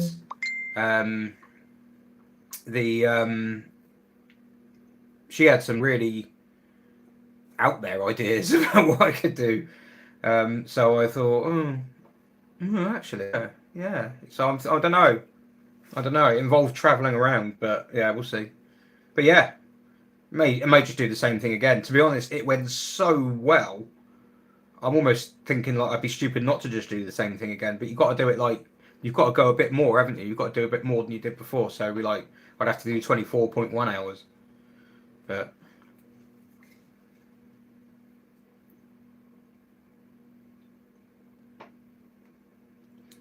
Hubnut at 24-hour live stream would be good. Why don't you do it at the 2CB 24-hour? Yeah, because Pete's normally there. Pete's invited to me that before. Pete Sparrow. Yeah, I need to go and watch more 2CV racing. C6 has a 2.7 and the SM also has a 2.0. For instance, both engines are very unreliable. Yes, because they're entirely different. They couldn't be more different. But the SM engine unreliable? That's another video I was going to do. One of the ones coming up is going to be about SMs, and it's going to be like trying to dispel not myths, but like people have this obsession that the SM was a failure. Was it? I don't think it was. I mean, if you say something's a failure, it has to be in comparison to either like how well they do or the competition. And in terms of the competition, I think they were selling more SMs in the early years than Jaguar sold XJSs. Although maybe that would be failure. Yeah, I think Citroen sold as many SMs in the first few years, or first several years, as they planned to, as they thought they would.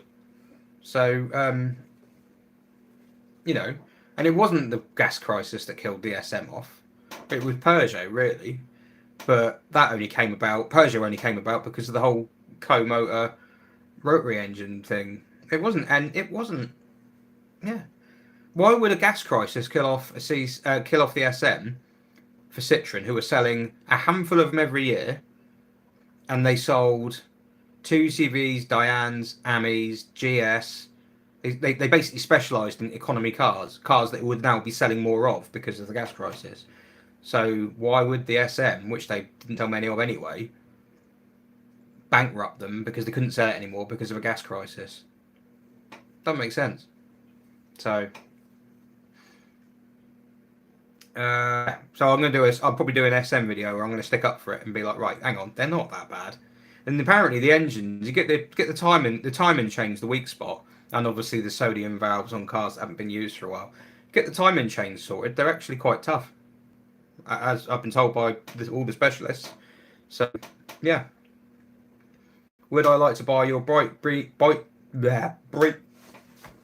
easy for me to say, bright green C15E van for a kind offer, but no, sorry, I've not got any money to buy a van, and if I did, it would be one I could fit a TVR chassis in. So, yeah. James Batchelor, who do you? Yeah, BTCC question. Who do I rate for this year's BTCC? Oh, that's a tough one. I think. That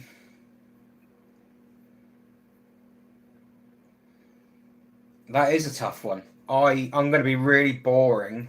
I think it's probably going to be Ash Sutton again, because they've had a year with that car, or he's had a year of things, the team that he doesn't like about it, and obviously that car, that Focus, was never a particularly competitive car. Well, you know, relatively speaking, like off the blocks, it wasn't, compared to how he was in the what was that before? Infinity. Compared to how he was in that, yeah, the Focus was a bit slow off the blocks, but he's probably the best driver there, and he just keeps racking up points, and it'll be one of those things where I think he'll tot up enough points despite not outright dominating anything. So I think, yeah, to me, Ash Sutton's up there. I think Jake Hill, if he carries on the way, because Jake Hill, I saw Jake Hill 2 different halves of the season last year, and my kids are banging to the BTCC, and they always joke in the earlier races of last season, like, you know, Jake Hill's trying because he crashes. We don't crash, but he's off on the grass. He misses an apex. You know, he, at that crucial moment, just where he's getting really fast, he makes a mistake, and like drivers like Tingram and you know, Turkington, they don't. But as the season went on, I couldn't help it. So I thought Hill was really getting it together. He was getting really, really, really quick. And he was making mistakes. And I don't know if it's a pressure thing. So I think Hill could be up there. You've got Hill, Turkington, Sutton. It's the same names, really, isn't it? I think Rory Butcher's really underrated as well. So we go to a few of them, and like when you watch them drive by, you can see the speed difference in a lot of them. And Rory Butcher is quick. He's properly quick. Mind you, Stephen Jelly, on his own, when there's no one around him, he's fast. Whereas some of the drivers, you can see them, it's always usually the ones at the back, but they're braking a good few meters before some of the others. So I'm really, really excited about it. I'm so much more looking forward to that than I was the F1. I'd probably, if I was a betting man at the moment, I'd bet on Sutton. Second year with the team, get to grips with it a bit more. They were getting faster and faster. I don't think the Focus is the best car there, but he's probably the best driver there. But I'd quite like to see Tingram or Jake Hill myself. So, but I'm happy for any of them, to be honest. There's no one I don't like in BTCC. It's just a great motorsport, really entertaining, and it's a good day out, and it's cheap. So.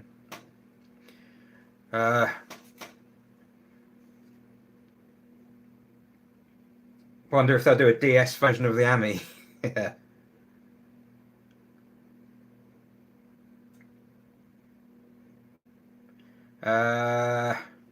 I'm slowing behind. I've been gone on a BTCC again, haven't I?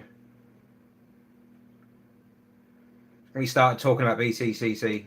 Oh. You can take a Japanese car apart with only an 8, 10, 12, 14, 16, and 21 mil spanner. That's very true, but I ruined that, my Honda Prelude, because I put a Vauxhall Zafira sump plug in it, which had a 13 mil head. And then it failed the MT, so obviously it's unlucky. I'll race you to the SM finish line. Start mine in a couple of months. You'll win. Don't worry, you'll win. Can we have some up and down stickers when you start doing merch? I can't believe I'm getting close to the point where I was gonna do merch. Yeah, Yeah, I mean, because they're a simple one, aren't they? So I'd probably do stickers, but I don't just want to do the logo. I want to try and think of something. Nothing will just be boring, be straightforward things. It'll be like silly little things. Jay Spears has a 508. He's now on his third window regulator and second DPF. Cup holder is super glued shut, and when we open the boot in the rain, all the water runs off the boot lid into the boot. S-Max does that, to be fair. Seaside garage is off. Might check back in 7 to 8 hours. Yeah, I'll be in bed, mate. Lord's Brewing Co. makes lager too. If I want some beer, he'll send me a care package. He was a mechanic before he had a brewery and also used to write remap files back in the day. Still miss the motor trade a bit. That's a bit of a change, isn't it? Very lovely. Yeah. That's quite a deviation. How far into the Tractiva strip am I? No more than I was in the last video. So the next jobs are going to be on stripping stuff out the engine bay to see if I can repair the front end. But I don't want to immobilise the car. So I can't strip it out too much. But I think the kids wanted to come in tomorrow actually and do something on it. So we might do a bit more tomorrow. Yeah, more door cards to take out. Yeah, more trim at the front. Sunroof needs to come out. Someone wants to buy that. Although it stopped working, so I've got to find out whether it's the switch that's died or whether my sunroof's died now. But yeah, sunroof needs to come out, and then I need to panel that in. Because if I don't panel it in, I can't put it outside without it filling up with water. So Betty is all talk. There's a sticker for Betty, isn't it? Betty's all talk. I swear I saw some of the modern Peugeots almost have square steering wheels. Yeah, they do. Yeah, they're funny looking things inside. What are the yellow clamshells on your workshop wall? Been puzzling me. I don't know if I should say now. There were only 6 of those cars made, and they use Mondeo rear lights. There's your clue.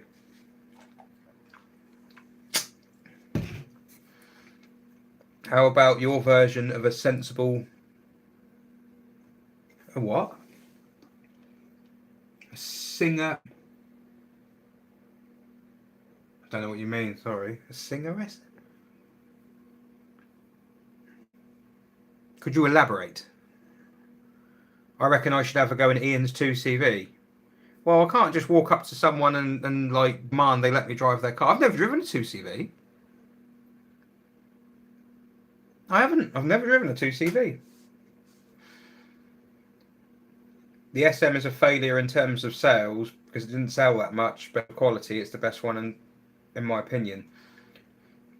It sold what they wanted it to sell in the first few years. It was only the gas crisis that really, and it was the gas crisis and America moving the rules around, and you know they thought they had an exemption. What year was it? 74. You won't find many 74 American spec SMs because Citroen believed they had an exemption for the front end. The bumper regulations, they already had to modify the lights, but they had the glass case with the number plate in it and the standard bumper well, actually it's not a standard bumper, it's a very similar bumper to a European car, but the rubber bit is very, very slightly bigger, but not so much that you'd notice. And they thought that was enough. And then the American version of whatever, the DVSA, they he said to him, no, that's not good enough. It needs to have the big squishy bumpers on it, like you see when they ruined Lamborghinis and Maseratis and all sorts. And Citroen said no, in some certain way. I think it was in a more watch Cold War Motors. Yeah, he tells it as well. But yeah, they basically said no, screw you, and they repackaged the cars that were going to America and sold them in Japan. But obviously that was a big market lost. The gas crisis, again, the reason that argument falls down in America is that in America they had a gas crisis and they were like, oh no, we need to get rid of our big engine cars and get something smaller and more sensible. when a 3 litre Citroen SM is a small engine car in 70s America. Most of them was in things like V8s, you know. That would have been seen as a compact engine car, so they would have seen that as an economy car. So, yeah, I don't think... I don't buy it. I don't buy it.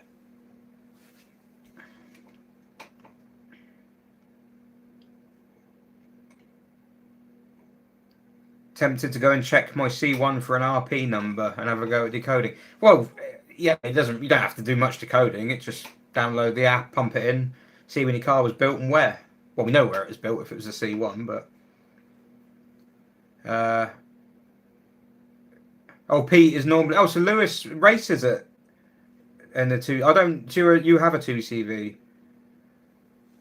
So you've got a 2CV. Don't you got a DS as well? You the one on Twitter with a. Is it Twitter? Can't remember. I'm awful with names. Yeah, Pete's quick, isn't he? He's good. He's a good guy. Hubnut and Rich have grabbed me into a proper Citroen fan. Now you've got to buy one, you see. Green blood.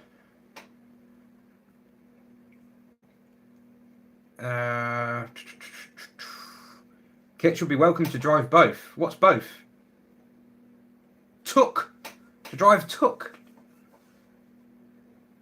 Oh, yeah. I'm up for it. If I'm there, I'm up for it. I think I'd be scared, but...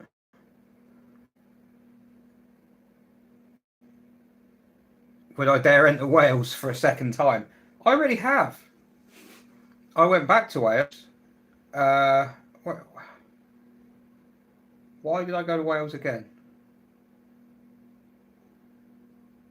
Or did I?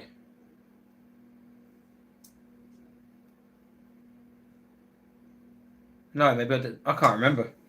Have I been back to Wales? I can't remember.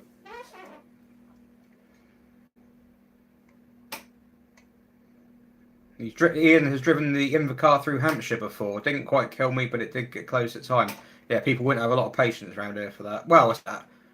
Drive around here, you'd probably be stuck behind someone the way they drive around here. But as soon as you venture out into the cities, yeah, yeah, you'd have people on your bumper. Ask questions about boring cars. More importantly, is the Citroen Mahari the best car of all time? I wouldn't say it's the best car of all time because it can't protect you from the rain. So it's falling down on that one.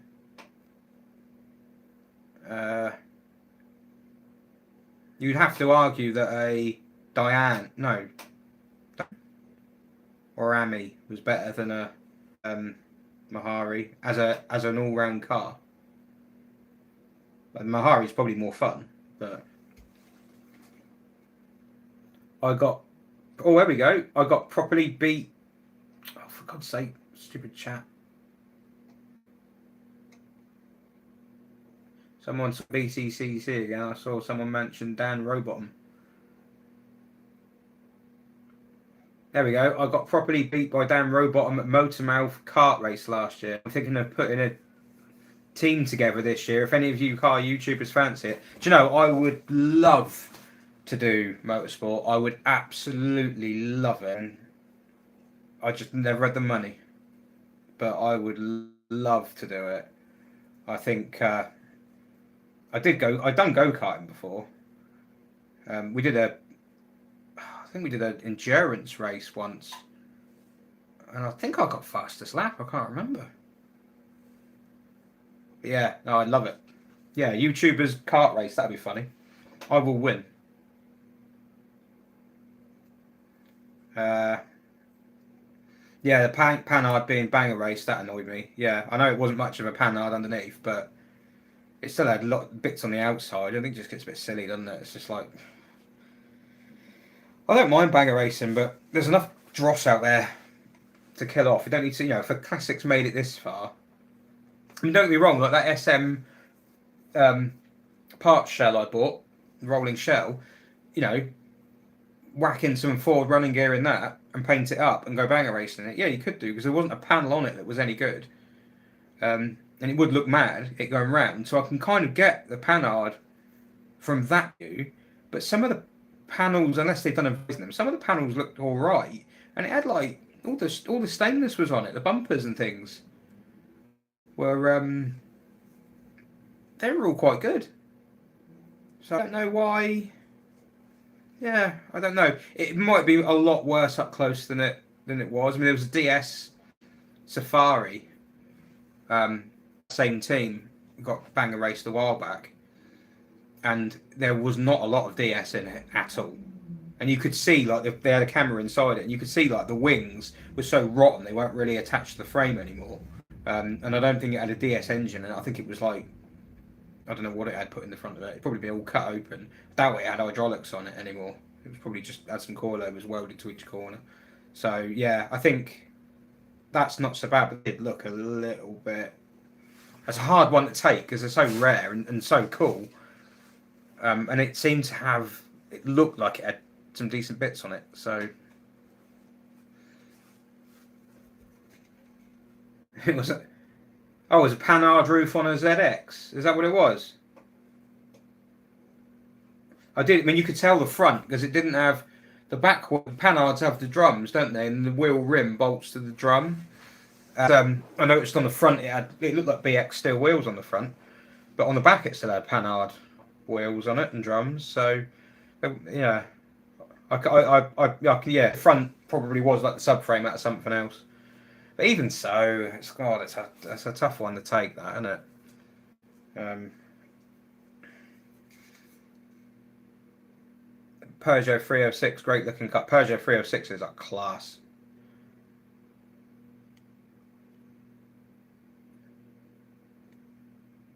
He would definitely buy a Clement sticker.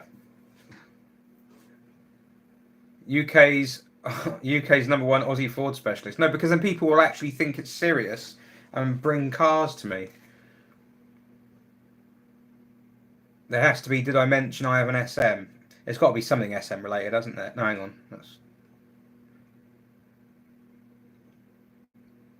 I'd have a Clement sticker if only to make me feel a bit better about my standard 10.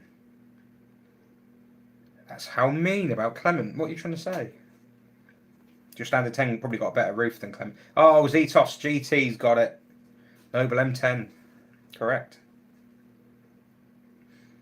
I'm more than welcome to try all of your A series. Is A series 2 CVs and things? I don't know why. Why do they call them A series? Is it like Type A or something? I don't know. I know so little about them. My wife is saying I'm boring her to death with car talk. My inner geek is on full overload. Yeah, it's me that 24/7. That's me. He was Matthew was pit crew at the 2CV 24-hour years ago. Good fun.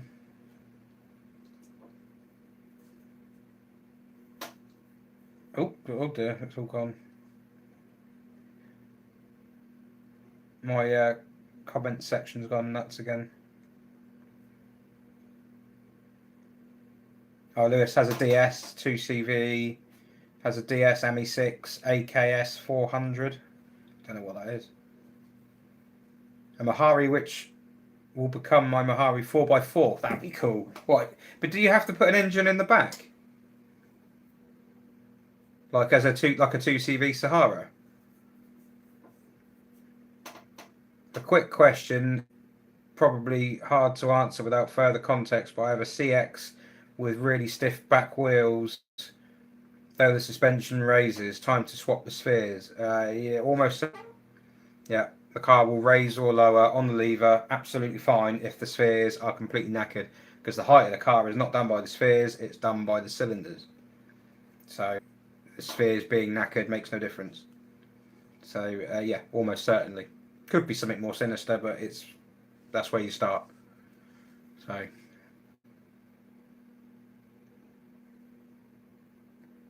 I've arrived here because Ian's tipped me off saying you were saying rude things about an XC70. Oh, Dave, yes, Dave. Have you got an XC70? I don't know what you. Do you know the only car I remember you've got you were doing work on is a Corsa. I think you posted pictures of a. Oh, maybe it was a Volvo. Was it a Volvo? I don't know. Silver car. and yeah, maybe was it an SUV or an estate? Yeah, I couldn't tell you what an XC70 looks like, to be honest. And is that the off-roady version of the V70? Yeah, to be fair, he had no opinion, entirely zero opinion on the XC70. Uh, yeah. Would I see SUV banger racing? Yes. Yes. I would love that. Hey, Lewis is home. Covered in petrol. Back onto BTCC. He rates Sutton. He's become a points winner rather than going for first all the time. I think BTCC is now back to Super Touring days. I wouldn't go that far. I wouldn't go that far. Yeah, it's definitely the best it's been in a long time. To the point, as I mean, I lost interest in it after Super Touring died. And then now I'm as interested in it probably as I was. In fact, to be honest, I know more now than I did back then. So I'm kind of more ingrained in it now. I still don't like the way that the kind of they're kind of like the body might be a Focus or whatever, but like all the subframes are the same, and it's better in some ways from that point of view. But I love the Super Touring, the variety of it, and the fact they were all so closely matched, despite the fact they're all so different. And like the Mondeo, if anyone ever got bored and they want to read up on some awesome engineering, look at the Mondeo Super Tourer, the last year of Super. It's basically the car that killed Super Touring because it just got sit. They were built, I mean, is it £1 million per car to build a Mondeo? The Mondeo Super Fit one, not the first Rapid Fit one, the second one, the 2000 spec, insane. I think it was ProDrive built it. Absolutely insane. Yeah, what a thing that is. That is some car, and you hear them as well. I mean, I'm hoping to go to Brands Hatch to the Super Touring Festival, but yeah, in the flesh, like a full chat. So yeah, I love it. Elaboration as requested by Singer. I meant 911 reimagined. Megabuck. Would I improve the DS SM to retain the DNA but improve it where Citroen couldn't at the time? No, not really.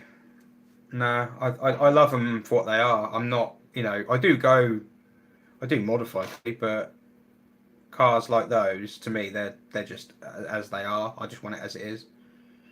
I mean, little modifications, maybe a bit of sound insulation there, or a bit of reinforcement here, and I might play with some bits of it, but yeah, for the most part, they'll pretty much be as they were. So, Clement, quite literally.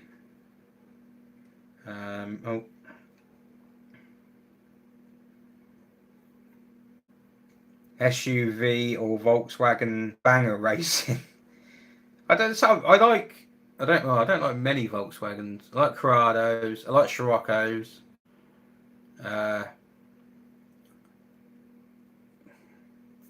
What was that really fun coupe that's always beige? Got like a real curvy back end, like that. Yeah.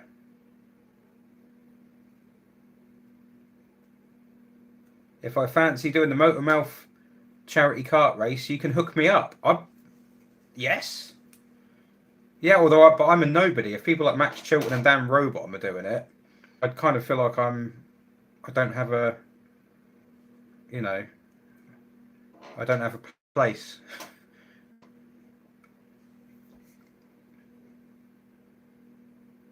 Oh, John's off to work. Oh, it's 10 to working on a Saturday. Oh, 10 to 8. My other car is an SM. Chassis number starts with an A. Okay, yeah. If a Lotus Esprit uses an SM gearbox, what's to stop anyone from fitting a Lotus turbo engine? Well, the Lotus turbo engine in a Lotus is mounted the other way round. So you wouldn't actually necessarily have... You'd have to use the SM gearbox. Like, obviously the Lotus one's got a different bellhousing, so you'd have to make a custom bellhousing. Otherwise, you'd have 5 reverse gears. But why would you want the Lotus turbo engine when you could have the SMs? I think the SMs too, it's more exotic. Oh, I'm getting near the 2-hour mark. I'll be wrapping it up in a bit. A diff in the back of the Mahari. What? So you add a diff? What engine's that got then? Look, has that got enough power to turn 2 diffs? Have an XC60. You hate it. If that's an SUV, I'm with you, Dave. I hate it too.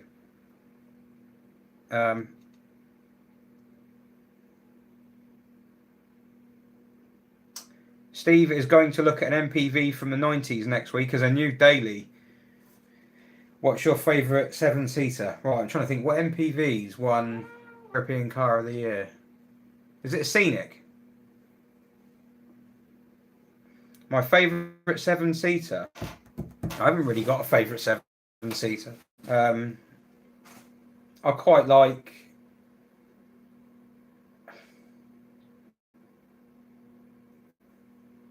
I don't know. I like some of the Espaces, the ones where they have like fabric and stuff on the dashboard. Makes them look quite comfy. To be honest, I mean, poor answer, but driving an S-Max home, and that's a really good car. And it is 7-seater. Well, I say really good. It's a bit broken, but yeah. Did you hear I might be doing some merch? Yeah. If the 10k thing comes in, which is now looking like it might. Possibly. Tibbs is off. See you later on, mate. Have fun.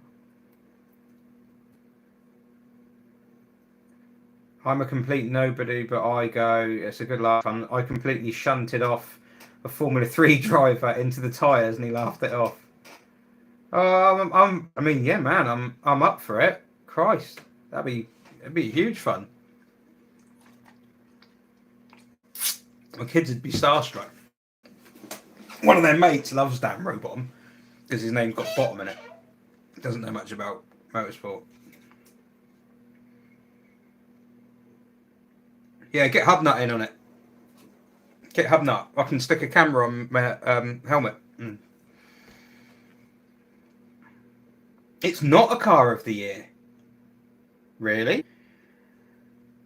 From the 90s, but it's an odd bod, so it's got to be like a Citroen Synergy or Chrysler Voyager, bit of a left field choice, or a Vauxhall Sintra.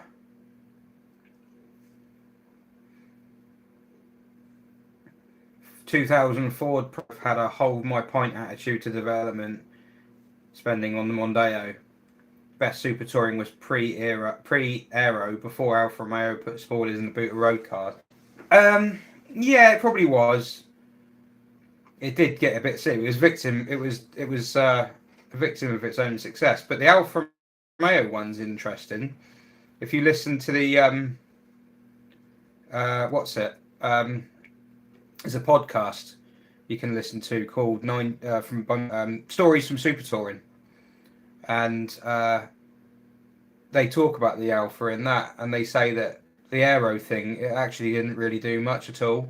There was one, I think it was a wet race where it did, or there was one track where it did, but there was actually a really trick diff in that car that no one really put any attention on because everyone was focusing on the fact that it had this crazy body kit, and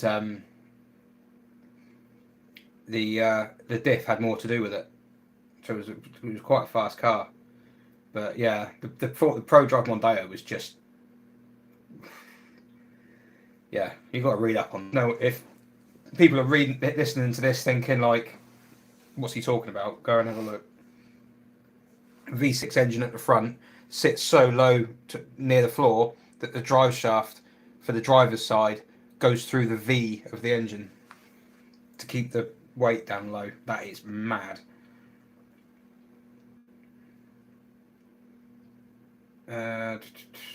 My colleague at work has a Zafira GSI. Yeah, they are maximum chaff. Already done your karting this year? Do it again. Only 2 Sintras left in the country. I don't know. I have no idea. Zafiras will be rare soon because most of them catch fire, don't they? I've caught up with the comments. Yay! did my apprenticeship Chrysler. My favourite was the 3.3 Voyager GS.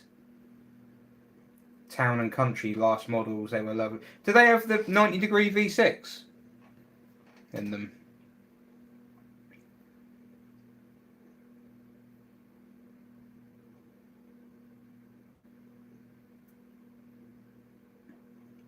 Oh, I don't like the Chrysler 300C. I think they. I keep like. I can't shake the image of some like chavvy bloke sticking Bentley badges on one. I think they when they first come out, I thought, oh, that's really cool. Because I know it's only an old Merc underneath, but I thought, oh, that's really cool. And then like the sort of people that were buying them, and I was like, that's kind of ruining it a little bit. Kia Sedona with the Mercedes diesel. I drove one of those when I was working at that dealership. That was fun, real fun. So Hubnut is off. I'll be off in a minute as well. Yeah, good to speak, Ian. Thank you for swinging by. I'm going to be going in about get some food. Whiteland as well. Thank you very much.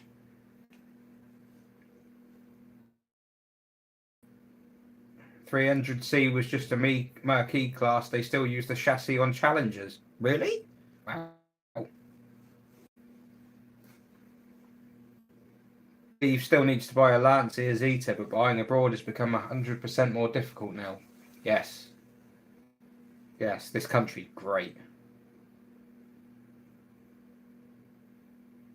Get a JDM import MPV, far nicer than anything we got. Probably more interesting. So, wasn't the Ford V6 a 2.5? How'd they reduce it to 2 litre? Yeah, they just, well, I'm not being funny. They could quite easily have made a new engine block for it, but yeah, they could have. I think it was different liners in the block and shorter stroke to get it down to 2 litre.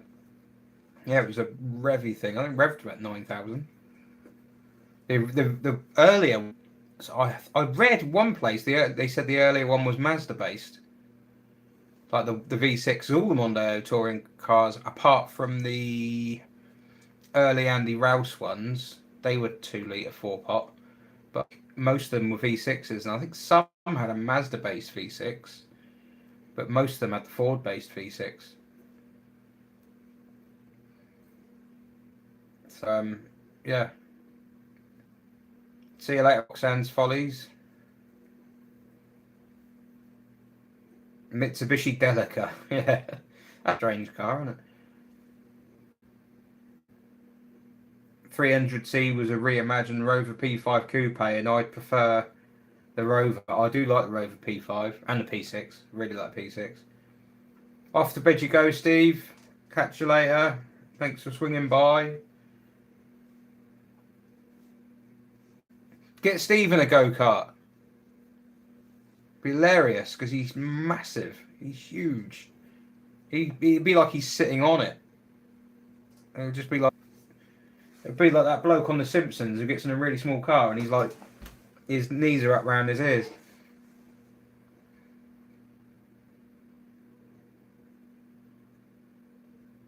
He's off to drive trains, I'm guessing, so I'm well gel.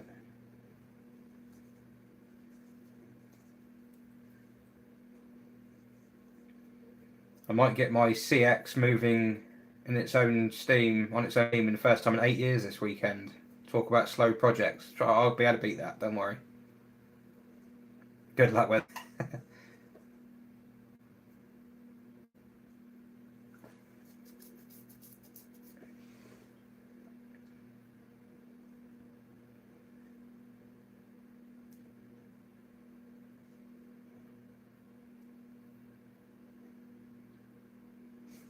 Before I go, do you want to see who wants to know what the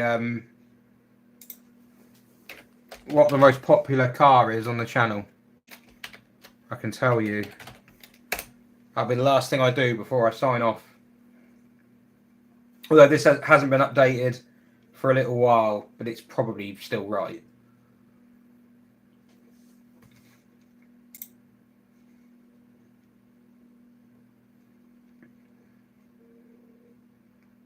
So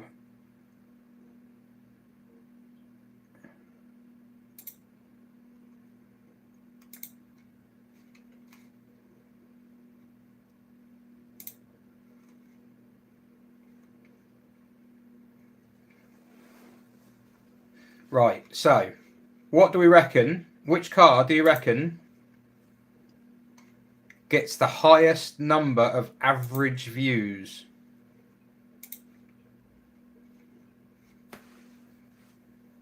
The highest number of average views. It's close. Very close. So the highest number of average views. So that's the average number of views per video. So like the total number of views divided by how many videos there are. It is Clement now. It wasn't, but it is now. It's overtaken the C6. It's close. Not by much, but it's close. The SM's in place. Then every TVR video combined under that. The worst one is Vecchi. No one cares.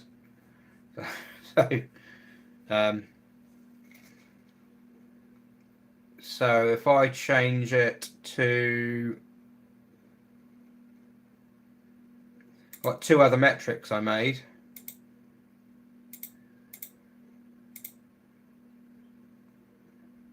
So one of them, so this one here didn't do many Vecchi videos, no. It came off the road, so this metric here, now this starts getting a little bit more what's the word? A little bit more simple. So this metric is the average number of views, so that figure there, that one we just did, divided by the number of days that all the videos have been online. So like, for example, you could say that Cecily videos are more popular than Tractiva videos, but then you would turn around and say, yeah, but the Cecily ones have been online for like over a year, and the Tractiva ones have been on for a couple of months. So doesn't mean Cecily's more popular, just means it's been on longer. So this one takes into account the average number of views divided by the number of days those videos are online in total. So what do we reckon there? Am I going to scrap Vecchi? I was talking to someone, another YouTuber, about possibly taking it on. But I don't think I've got capacity. I got shot, to be honest. So I couldn't even get it near the door. So justice for Vecchi. I love it. I love it. I like the van. It's fun. It's silly. So yeah, but yeah, I do need a van. I need a van that works. I've been hiring them recently.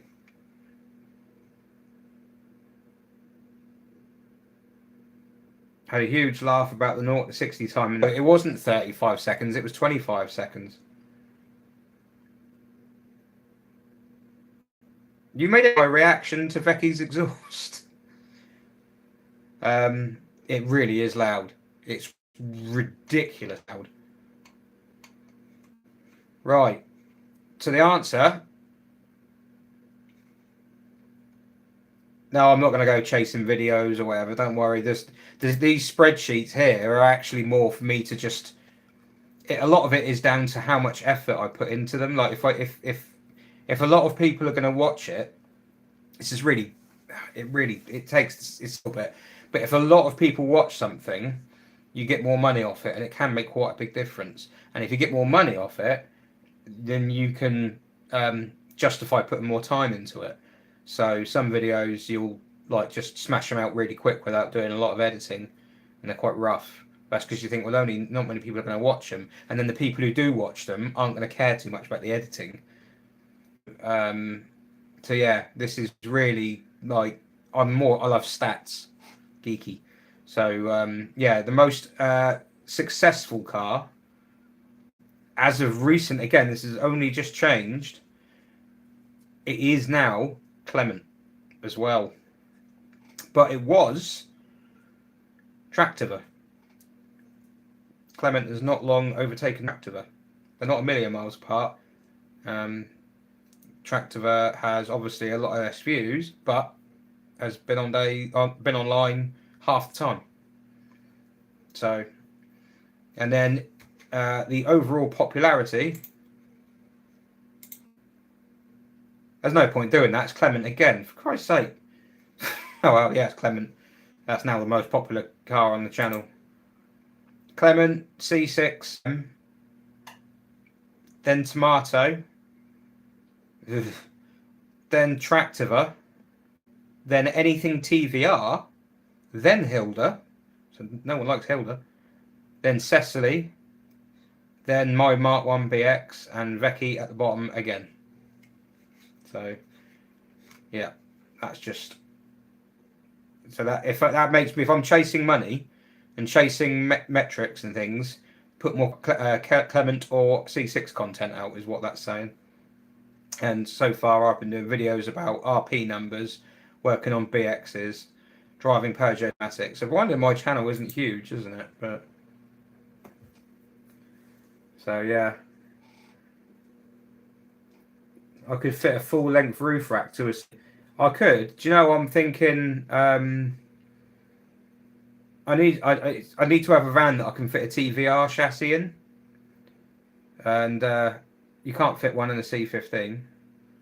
So Vecchi, I can fit any chassis in Vecchi. Space-wise, is fantastic, brilliant. But yeah, so I could. Hello, Tolster. Yeah, Thomas Wolster says hello. Does rewatching count for anything? You know, I don't know, Jeff. Is honest. I don't know. You'll probably be pleased to know. I don't really know much about the algorithm and how the money works.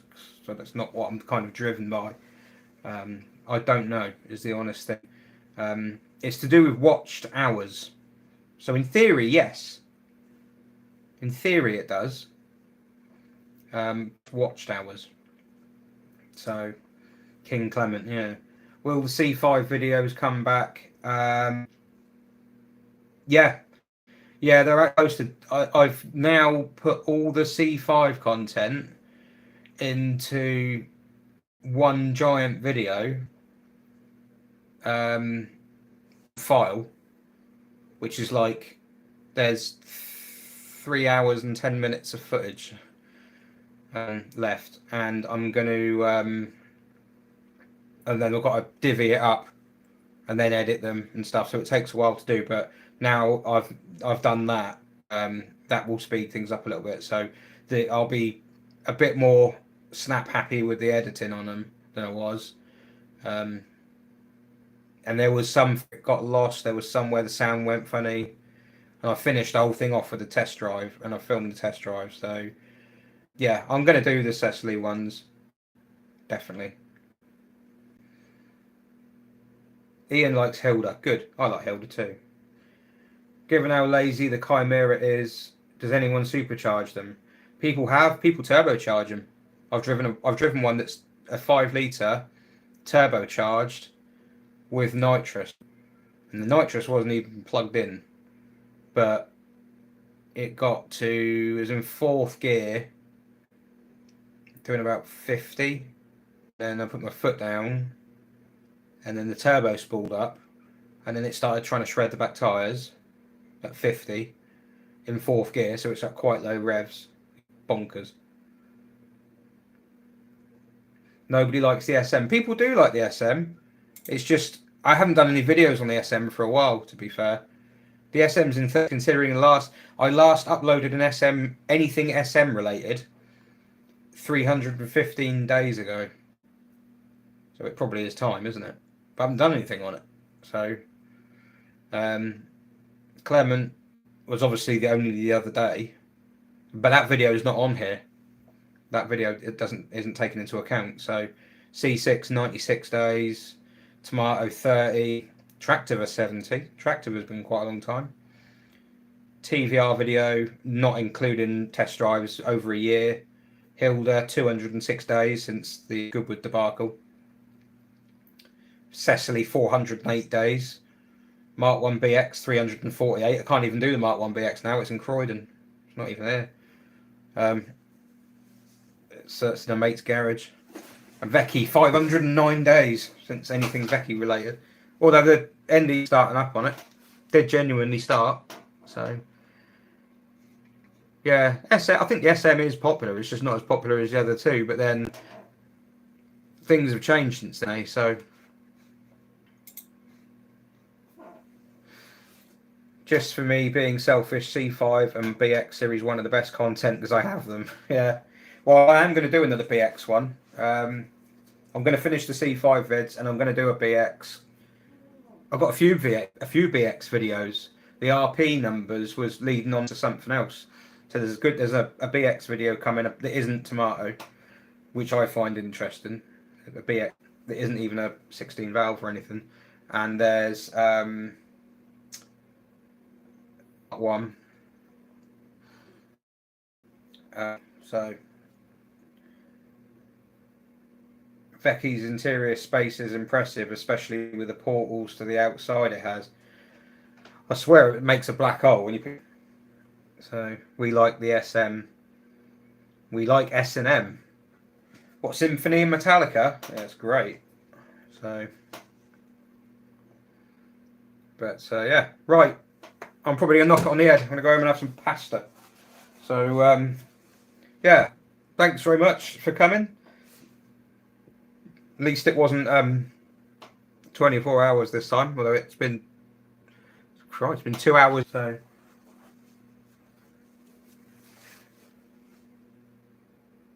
I'm going to peel myself away.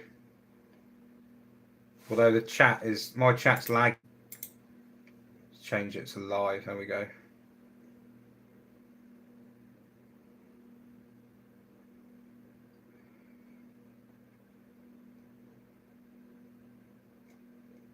No problem, James.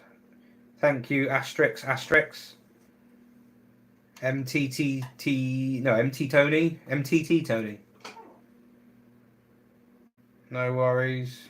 Cheers, Katie. You come across well on those videos. The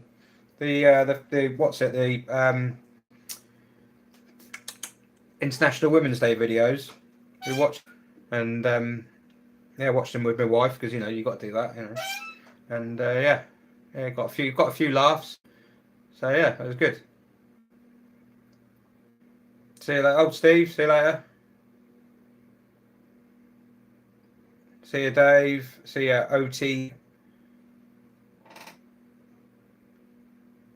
My computer keeps stuttering.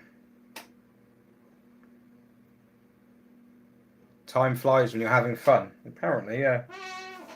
So.